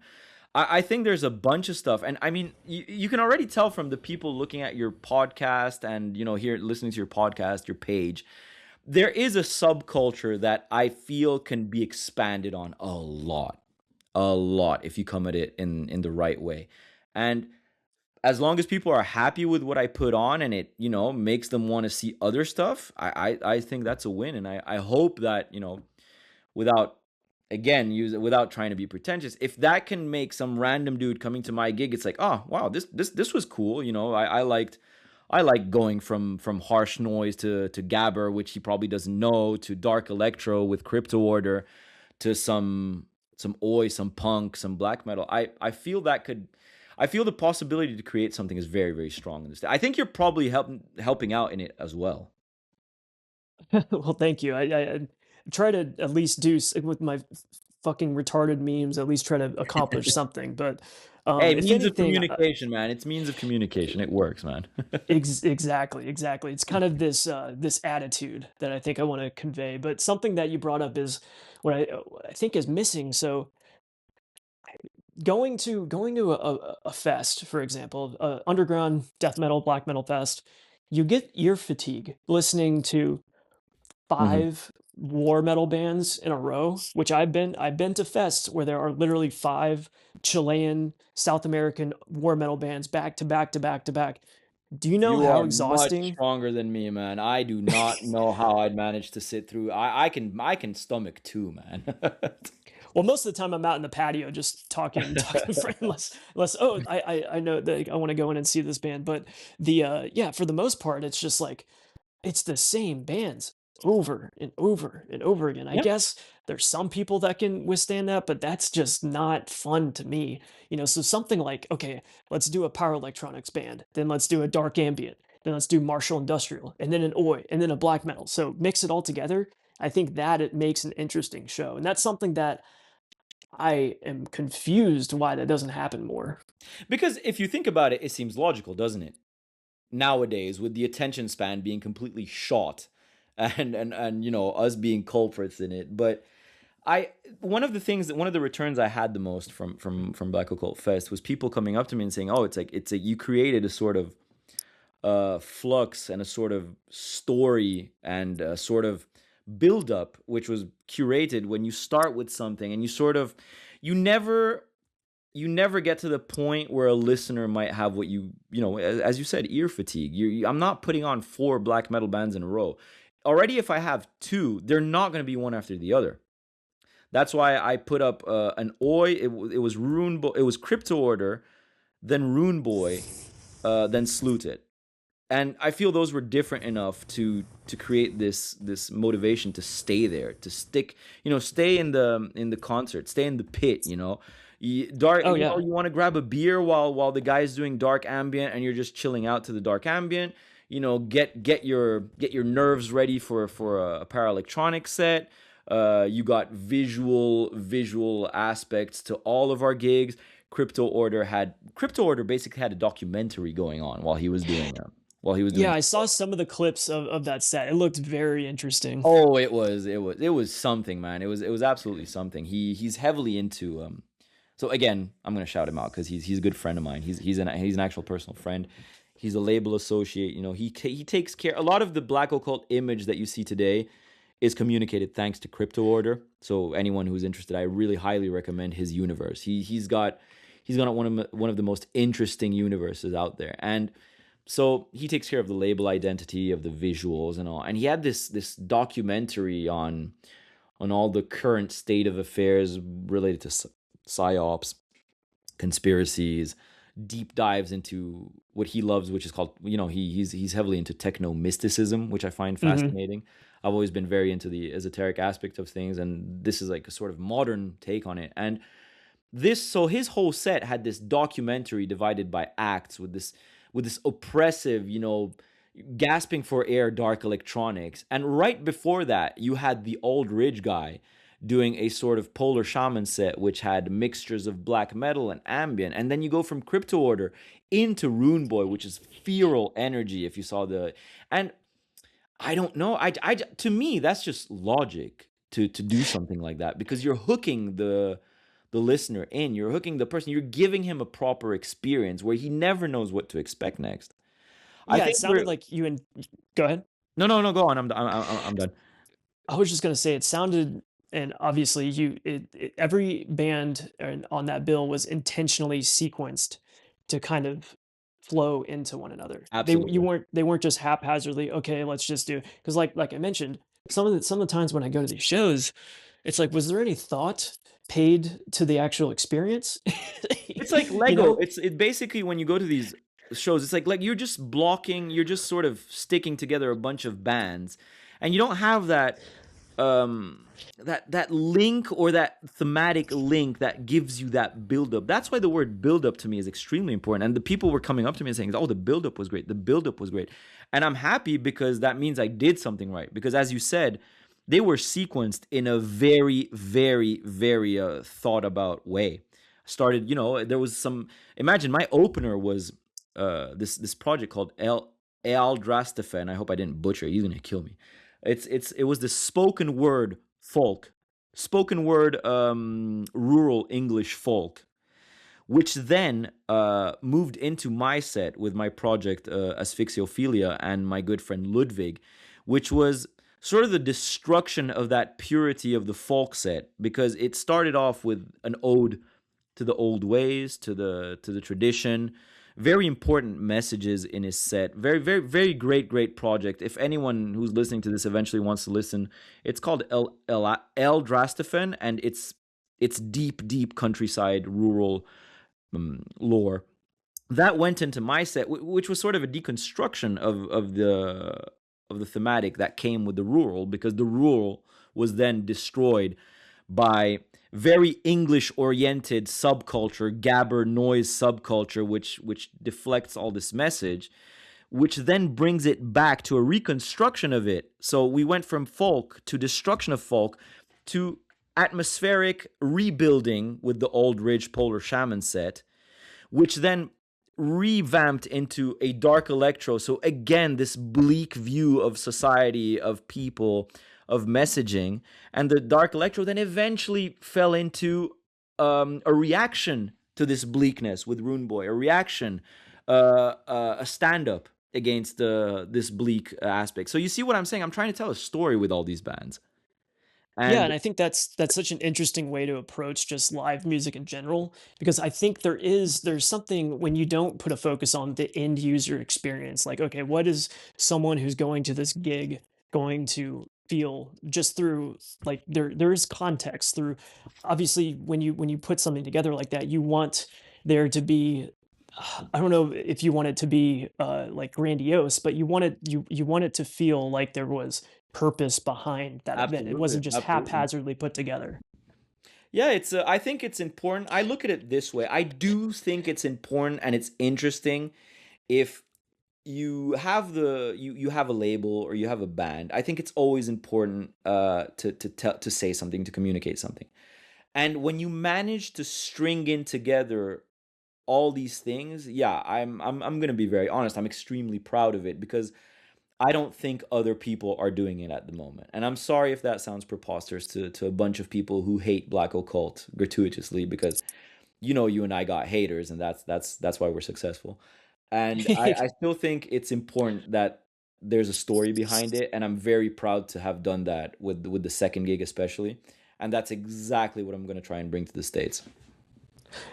Yeah, that's exactly what I was hoping to hear, because it's something that there is a um, aspect to the presentation of these shows that there is this uniformity, and like you mentioned, there's like this visual element to it, which I think there you told a story from the whole build up to posting the hype reel with the thoughts, Yeah, the e-girls, which I thought was brilliant. That was such like a good, because there's it's like tying into like the incel culture and making fun. absolutely. It's so it was so good, and so just that whole visual aspect to it, and then the fact that it wasn't, the whole gig, there were scarce photos that came from it. Anything that came from it was like very intentional, Yeah. which I thought was crucial to preserving the integrity of the event, I because think it's something that. it distills it to the point where it's in in its purest form.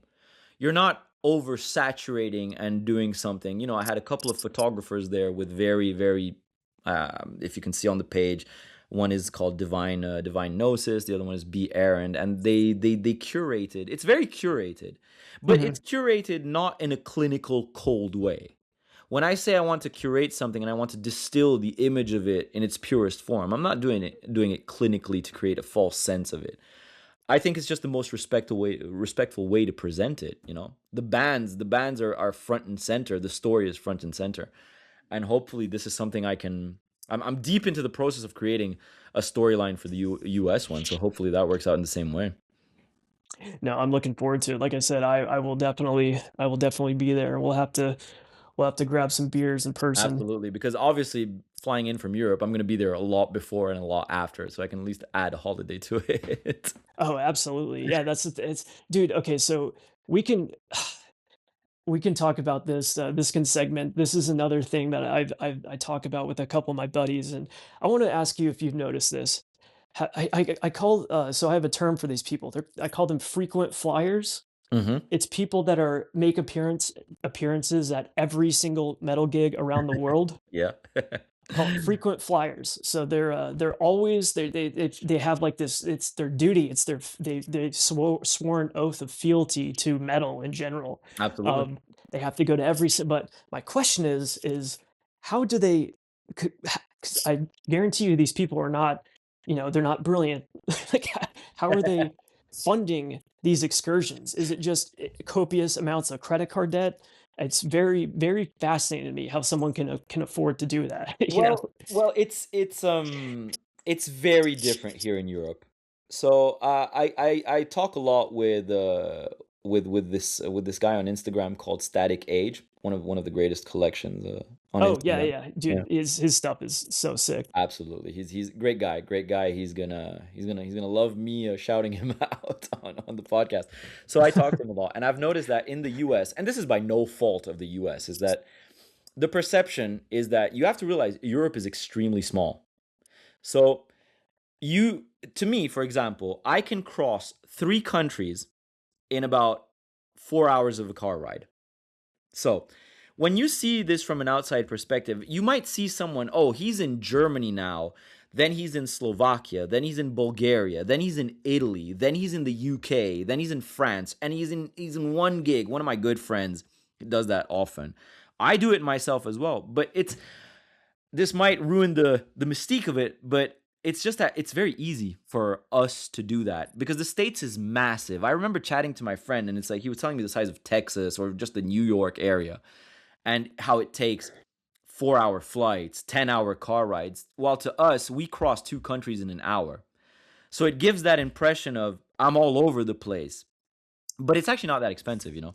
Inner flights are not expensive, or at worst, you know, you pop into your car and you drive to the place, which is still an investment. It's still, you know, I'm all over the place, but I'm guessing it's probably a bit easier. So if I get out of the house today and I take the car and I drive 2 hours, I'm in Italy, and I'm in Italy by having crossed France. So you see how it's a bit easier to I'm at this gig in France, and then I jumped into Milan and I saw the clandestine Blaze gig, and then I popped on a plane for an hour. I'm in the UK. So let's say Yeah, it's that easy to does be a soldier of the scene, you know. that does make sense, but there are these people from the US that will travel to Europe, Oh and I yeah, feel like yeah, true. it's The crazy. the flaming. I think I don't want to. I hope I'm not wrong, but The Flaming Ouroboros guys, they were in Italy for that Asroar gig that happened 2 3 years ago. And then this other dude from the States was all the way in Italy for the clandestine Blaze gig. So if there's an aspect to it, then yeah, the US fans that are that dedicated, that's, I respect that. I absolutely respect that. It's not easy to get to Europe nowadays. Oh no, not at all. It was just something that the term frequent flyer I've always thought was humorous because it's the people like it's like they've sworn an oath they're gonna attend every Yeah. single metal gig no matter what, but all they Their do whole is paychecks, their whole paychecks go into that. If that's yeah, the secret to it, is that the whole paycheck goes into it. that makes total yeah they're and all they do it doesn't seem like they actually watch the bands at the gig either. They're just taking photos with their friends and getting drunk. So it's Oh, he's gonna know who he is if he listens to this. So I have this German friend who's at every single gig. He takes flights, he takes car rides, he comes to my gigs. Very very close personal friend. Um, for example, I go to a gig with him, and one of the running sort of discussions and gags is that I hate going to gigs with him because he never watches the bands. He's always all over the fucking gig. He's drinking with people, then he's outside, then I lose him for an hour. I'm like, I'm not flying anymore for you to just disappear on me because you're in some band's tour bus having shots of some homemade liquor. And that always happens. So there is a definitive type of person. This dude even missed my own fucking set at my own gig. So you know who you are, and I'm calling you out, man. yeah, there definitely there is there and then the I guess the scene survives on people like that who make the trek out to no matter what it is. And I feel like a lot of the times it's like um especially with these so the fest culture in general I think is something that has devolved metal to an extent. Like Hmm. take a fest like Wacken for example, it's that whole Wacken culture and what that spawned has kind of it's oh everything's a party not saying you can't enjoy music, Hmm. but the focus of festivals like that, at least to me from an outside perspective, it seems like it's just one massive excuse to drink, and there happen to be bands there. I'm gonna agree with you actually.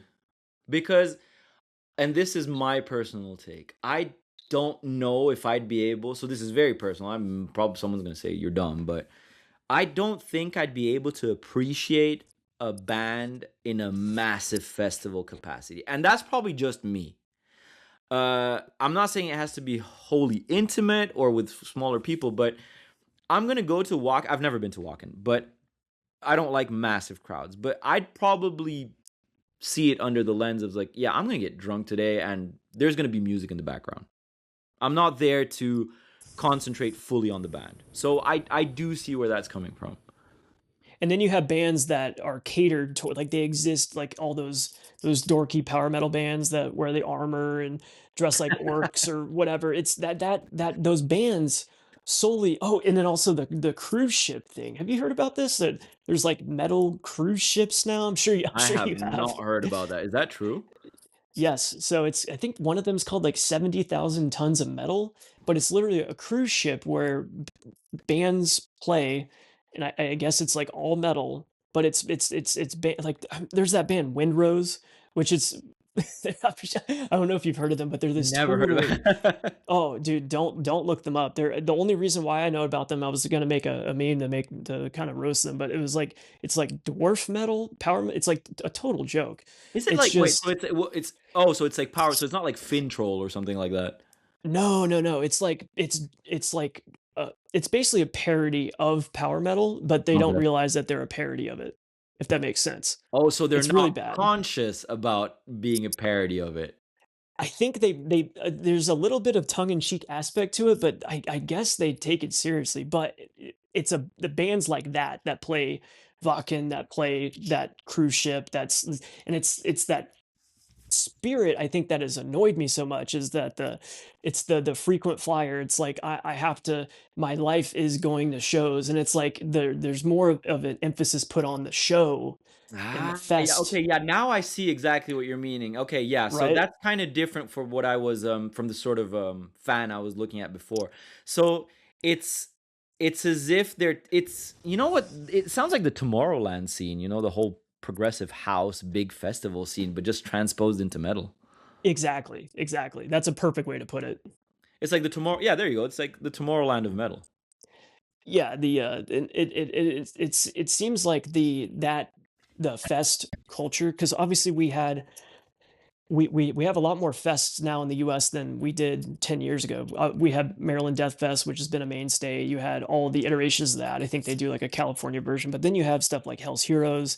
You have what are the other US metal festivals? I'm blanking on them, but there's several others now, and it Mm. seems like that going back to our earlier point is like since touring is dead, now they build up on.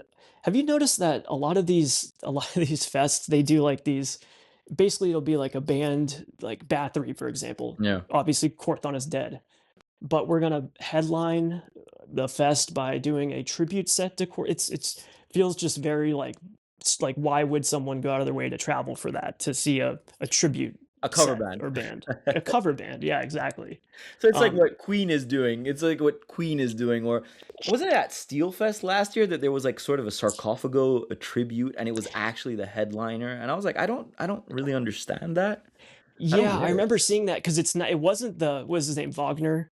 Yeah. I don't think was he involved with that? I actually don't know, man. That's I was hoping you'd clear me up on that because I don't really follow that whole fest scene, but it sort of rang a bell when you were telling me. It's like, oh, they do these sets like this Bathory tribute set, but obviously Quarthen's not there. But then they're putting them as headliners.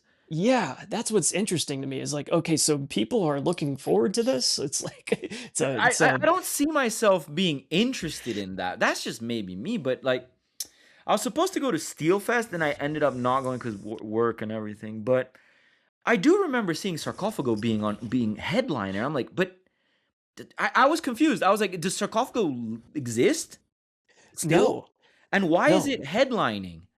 So what it is, my theory is it at a glance, people will see that logo and they'll go, "Oh, I'm going," Yeah, without doing any investigation of like what version of that band it might be. because this year, for example, but I think that's honest. I think Tormentor is high on the bill, but Mhm. I think that's like the actual honest band. I mean, Attila's in it. I think it's all there, but yeah, I don't know. I don't. Yeah, people will superficially stop at the logo. Exactly. That's my theory. It's almost like it's like a scam I I in yeah, some yeah. way. Well, I mean, to a certain point, it is because then you see the. I mean, you're getting your serving of bands. I'm not going to criticize that for the price of it. I mean, prices are outrageous now, but why headlining? Is it a? It's a cash grab, man. It's a I don't big know. big cash grab. And that goes to the other thing too of like stagnation of metal.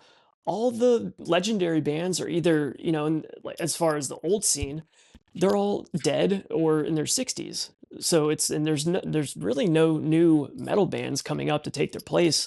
So it's like this scene that's kind of the glory years have and but you have people that are trying to recreate it. They dress like it's the 80s. They dress like But you with the see how patch. that goes back to the point of what we were saying that you had. It's. I'm going to give you a parallel after that's going to be very provocative, but you see how that goes all the way back to what we were talking to before. It's like you needed to be at a certain period of time, at a certain moment, with a certain feel to create the aura that the I hate that word, but to create the feel of those bands that today are still headlining in a scene which does not manage to push modern bands to the same level of these legacy bands. And the problem is that these legacy bands are 60. Mhm. So what's going to happen next, man? Who's going to headline? It's never going to be the same level. No, and so it's kind of it's one of those things where it's I think about it, it's like, is this gonna be around in 20 years? It might not be. Well, here's my fastball parallel that I was telling you about. You know what scene I equate this to? What? New metal. I could see that. New metal to me, I'm very passionate about this. New metal to me is one of those very rare scenes that you had to be at a certain age, at a certain time, and with a certain mindset to be able to fully live new metal. It was the pre social media, very early internet days where nerds and losers weren't cool. You had to be a teenager, you had to be in your early to late teens. And you had to be, there was the era of high school where, yeah, you listened to metal, you were a dork. If Hmm. you listened to black metal, you were just weird. Um, so new metal sort of it's such a definite and uncompromising time capsule. You have to be a certain age at a certain time in a certain era of music. And I thought black metal was a bit more open than that, but I'm gonna piggyback off your comment. It's like, do you think it's gonna be around in 20 years, man? That's an amazing question, actually. It's hard to tell. There'll be some iteration of it, but will there be enough? I mean, bands to justify the whole infrastructure that exists now for these giant, 30,000 people in attendance festivals. It's like, okay, if your headlining band or headliners are all in their 60s, they're not going to be able to play forever. So you need to have bands that are going to take their place. And I just don't think there are any bands that can do Yeah, that. that's what I was about to ask you. Do you see any band with that like cult status possibility, like getting that big?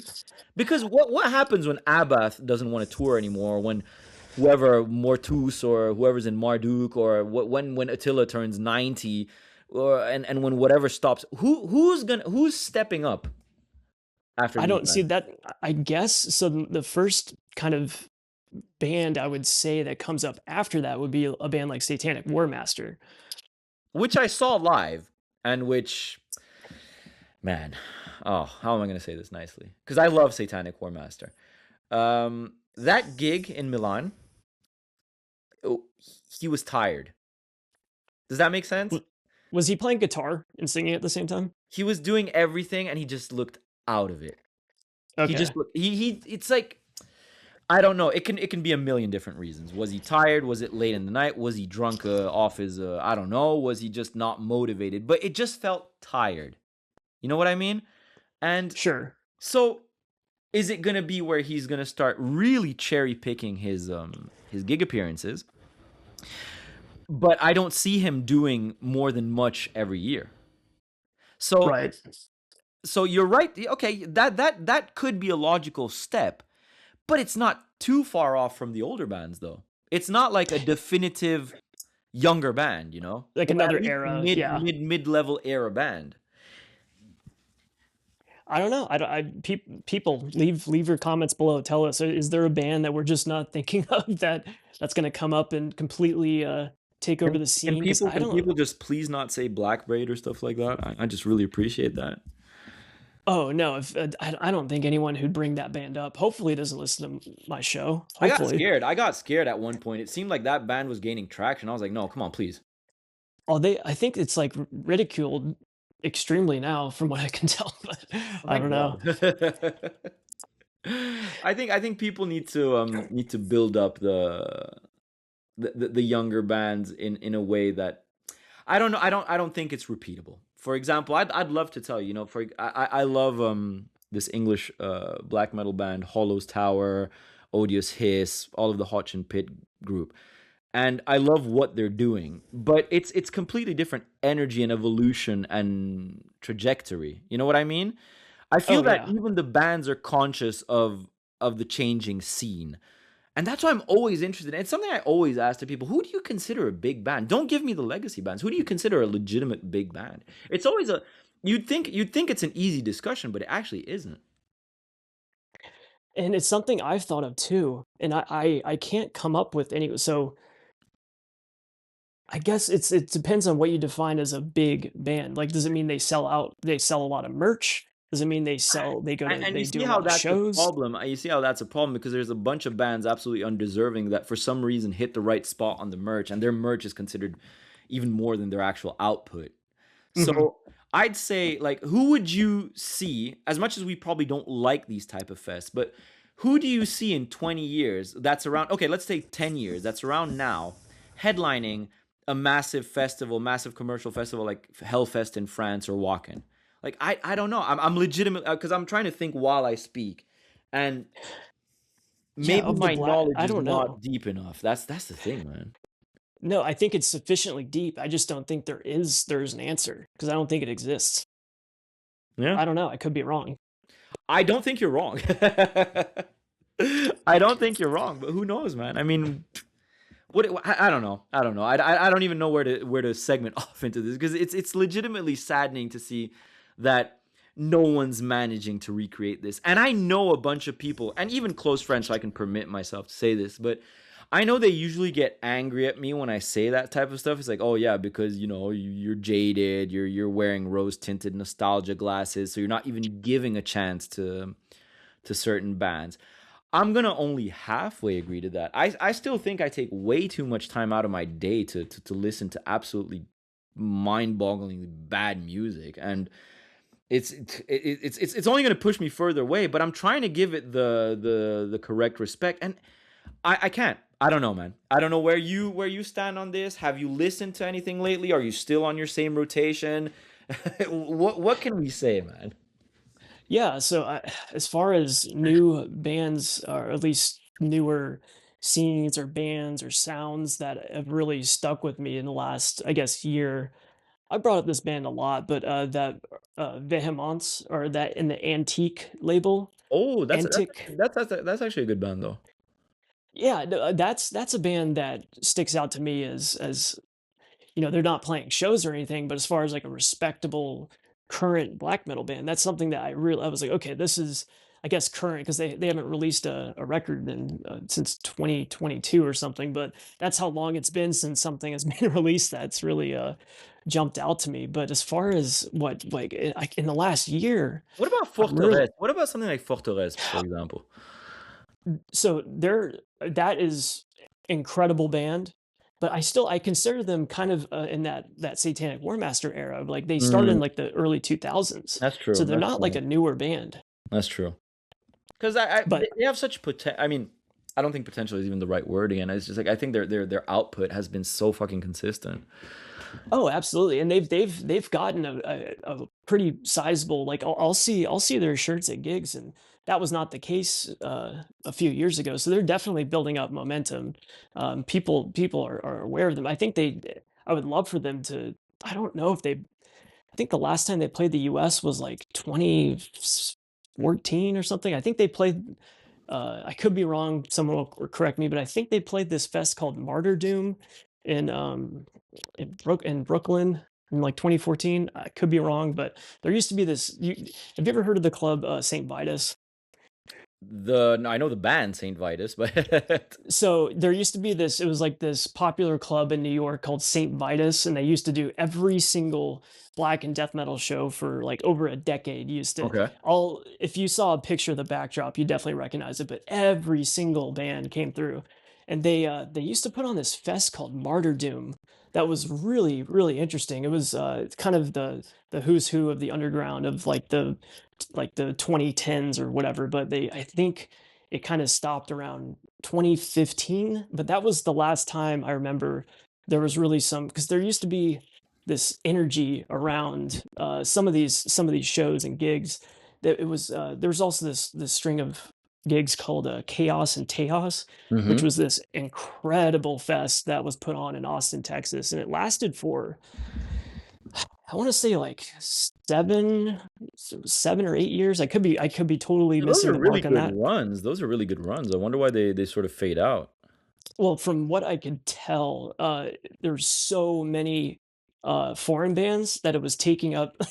The cost was just outweighing anything that he was bringing in. Yeah, yeah, that's one of my that's what I'm debating on what to do with my negotiations for Black Occult Fest 3, because it's all fine and dandy to start being a loudmouth on the stories. So obviously, as you know, the gig is happening, the venue is locked in. I unfortunately can't, um, communicate the venue yet. But for a European band to bring in, it's starting to get there with ticket prices. So I really need to be careful with this type of stuff, because so I do see these American based gigs. If they start flying in bands, yeah, that can easily go under quick. Oh yeah, unless you're, because I don't know how stuff is set up for other shows or gigs, but a lot of the time the promoter is footing the bill for the air travel. Yeah. Oh, I can tell you So, that for a fact. I do that. which is, I mean, very honorable because I think there's some gigs that go, "Hey, we'll book you, but you have to pay for your you have to pay for your flights and Oh hotels and yeah, all that yeah. type of That's stuff." it's a difficult balance because I can only speak from my personal experience. I'll always try and do my gigs where most of the bands have smaller, shorter travel accommodation is easy, so that permits me to create a very local coherent movement, and then I can, you know bring in headliners because I have the money, thanks to the fact that travel and accommodation will be a lot lower for the local bands, which is what I'm trying to build properly. And but it's a fact. That's why I was saying it's an expensive hobby, and you got to realize what I'm doing. Let me show off for a little bit. What I'm doing is I don't think many people can, because it's a hobby for me, and Mhm. I know for a fact that promoters, if they want to do stuff well, they're going to go under. They're not going to make their money back. They're going to foot a lot of bills on flights and hotels and accommodation and all that stuff. And it's rough, man. I can tell you it's rough. Yeah, I don't think anyone's gonna tell you to get into the underground black metal scene to make Expect, money, you but know? that's the thing. Do you know that there are people that expect to make money, like labels that expect to make big money? It's extremely naive, and it just shows how childish or childlike that mentality is. Because it's like, what do you there's a cap. So let's say Yeah, the there's a most natural cap to it. as there should be. You know, this is not mainstream music at all. There is a very quantifiable amount of people in the world that are going to be into this at any point in time.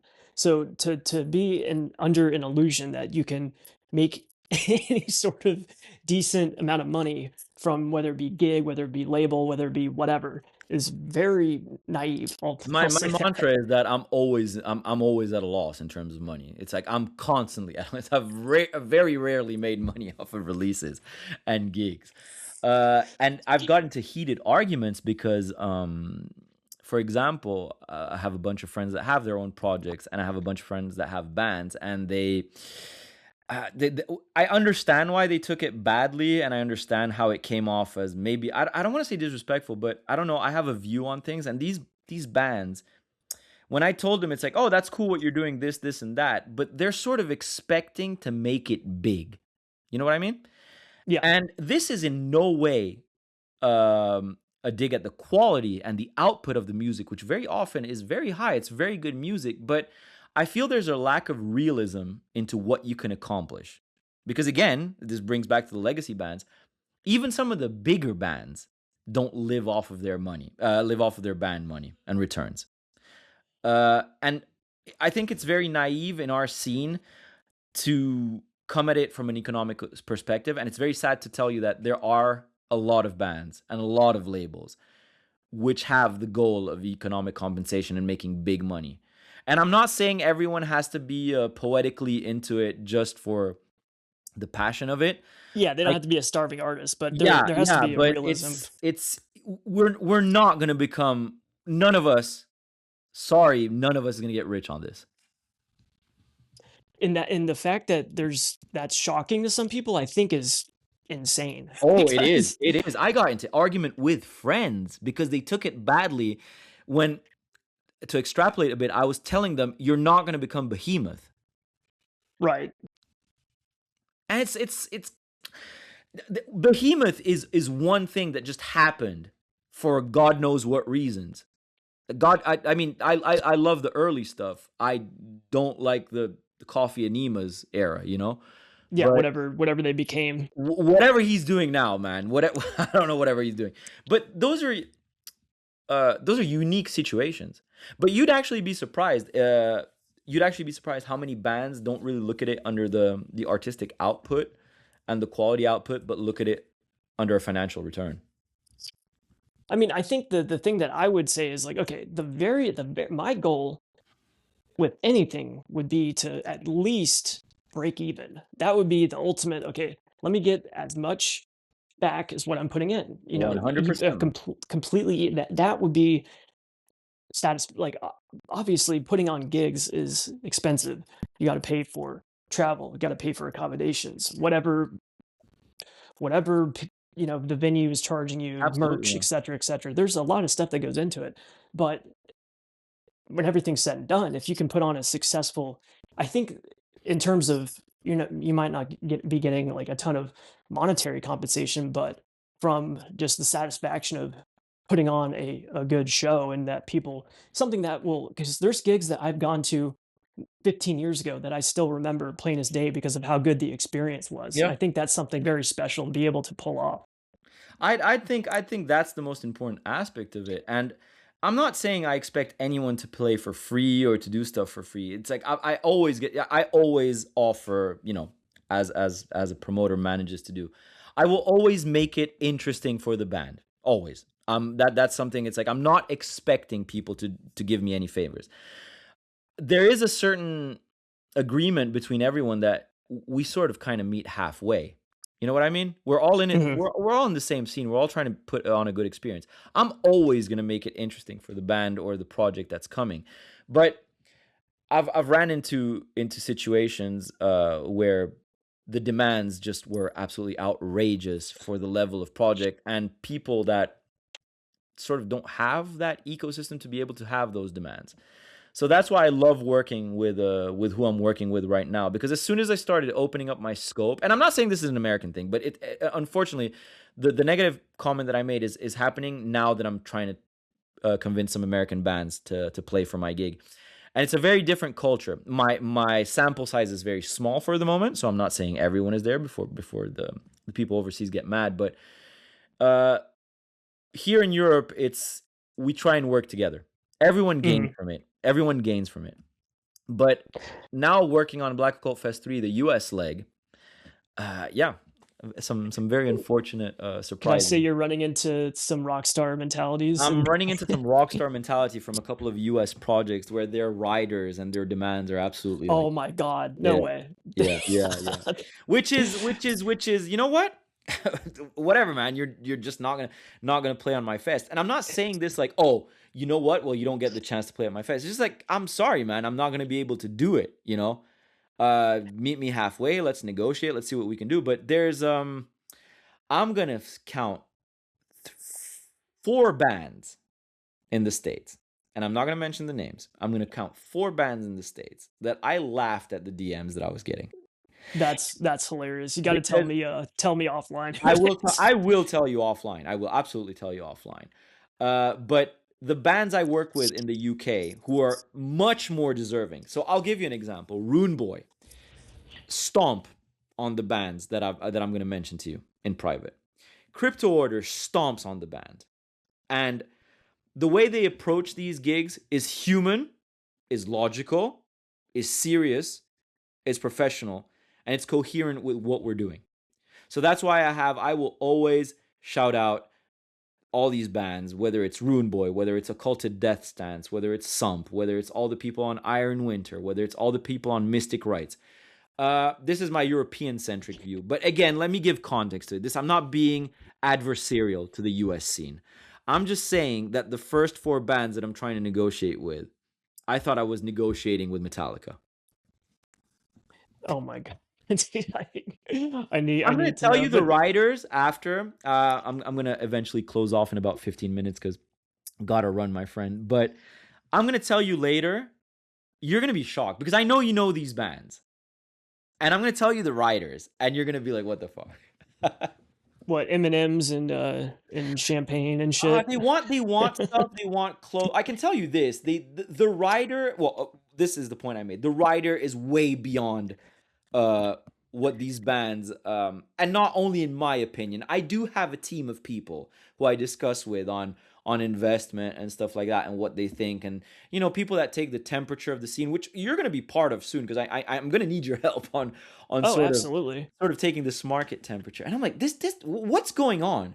What are you doing? What are you doing to me? You want a separated backstage with comfortable fridges and X amount of drinks, and this is real, by the way. This is Oh, real. that's totally delusional. That And I'm is like, insane. are we in the 80s? Am I talking with Guns N' Roses? What's happening, man? You give That's me a Guns N' hilarious. Roses return, I will get your champagne bottle. But you're an underground black metal band. What are you gonna bring me? An To me, experience. that comes off as trolling, and I really hope that was Oh, trust me. Some of these are not trolls because some of these people I know on a personal level. mhm. That's why the surprise was on a personal level very disappointing. Because these are people I've been talking to for years and years and years, and oh, maximum support. I love Black Occult. I love this. I love that. I love what you're doing. I want to play on your gig. Oh, dude, let me play on your gig. Okay, sure. What are your demands? 2 grand, a backstage, a bunch of water, a bunch of food, and flight and accommodation.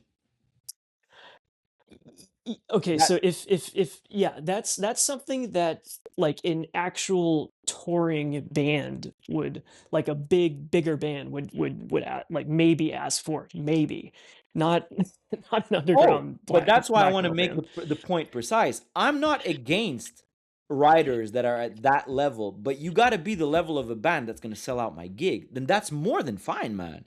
That's more than fine. I'm currently negotiating a headliner for the UK and a headliner for the US, which fine, no problem, man. Absolutely no problem. But wait till you hear the bands that ask me for that, man. Oh man, I'm so excited because I can't even imagine, to be honest. So I'm excited Yeah. to hear his. You I garner you'd probably be surprised, man. Hell yeah. Well, it sounds like you gotta go, so I don't want to take up any more of your time. I think we discussed basically everything I wanted to I wanted to get out there. So basically, I just wanted to, because like I said, I've been following your page and your account and the label for a while, I and appreciate I it, man. think, I didn't even say thank you for that. So let me I wanted to say thank you for the opportunity to coming onto your podcast. I absolutely love it. I've been listening to a bunch, to prep, to sort of get the feel of it. And on a personal level, I think we have the same mindset. We have the same passion. So I first of all, I obviously want to thank you for the opportunity for the podcast, man. dude, yeah, honestly, likewise. I think as far as mentality towards how things are right now and wanting to, I mean, I'm not going to say I'm changing anything with the podcast or the page or anything, but there is like a mentality that I think you're selling I'm yourself short. I don't want to be the glazing type, but I think you're selling yourself short. I think what you're doing is a lot more important than what other channels and what other labels are doing. And I'm saying this in a very very honest and serious way. well, thank you. I just wanted to do something at least different, so I Yeah, hope that that's communicated. Obviously, with the label, with Black Occult, and something that I want to just get across to people who might not be familiar with the label, with you, with it.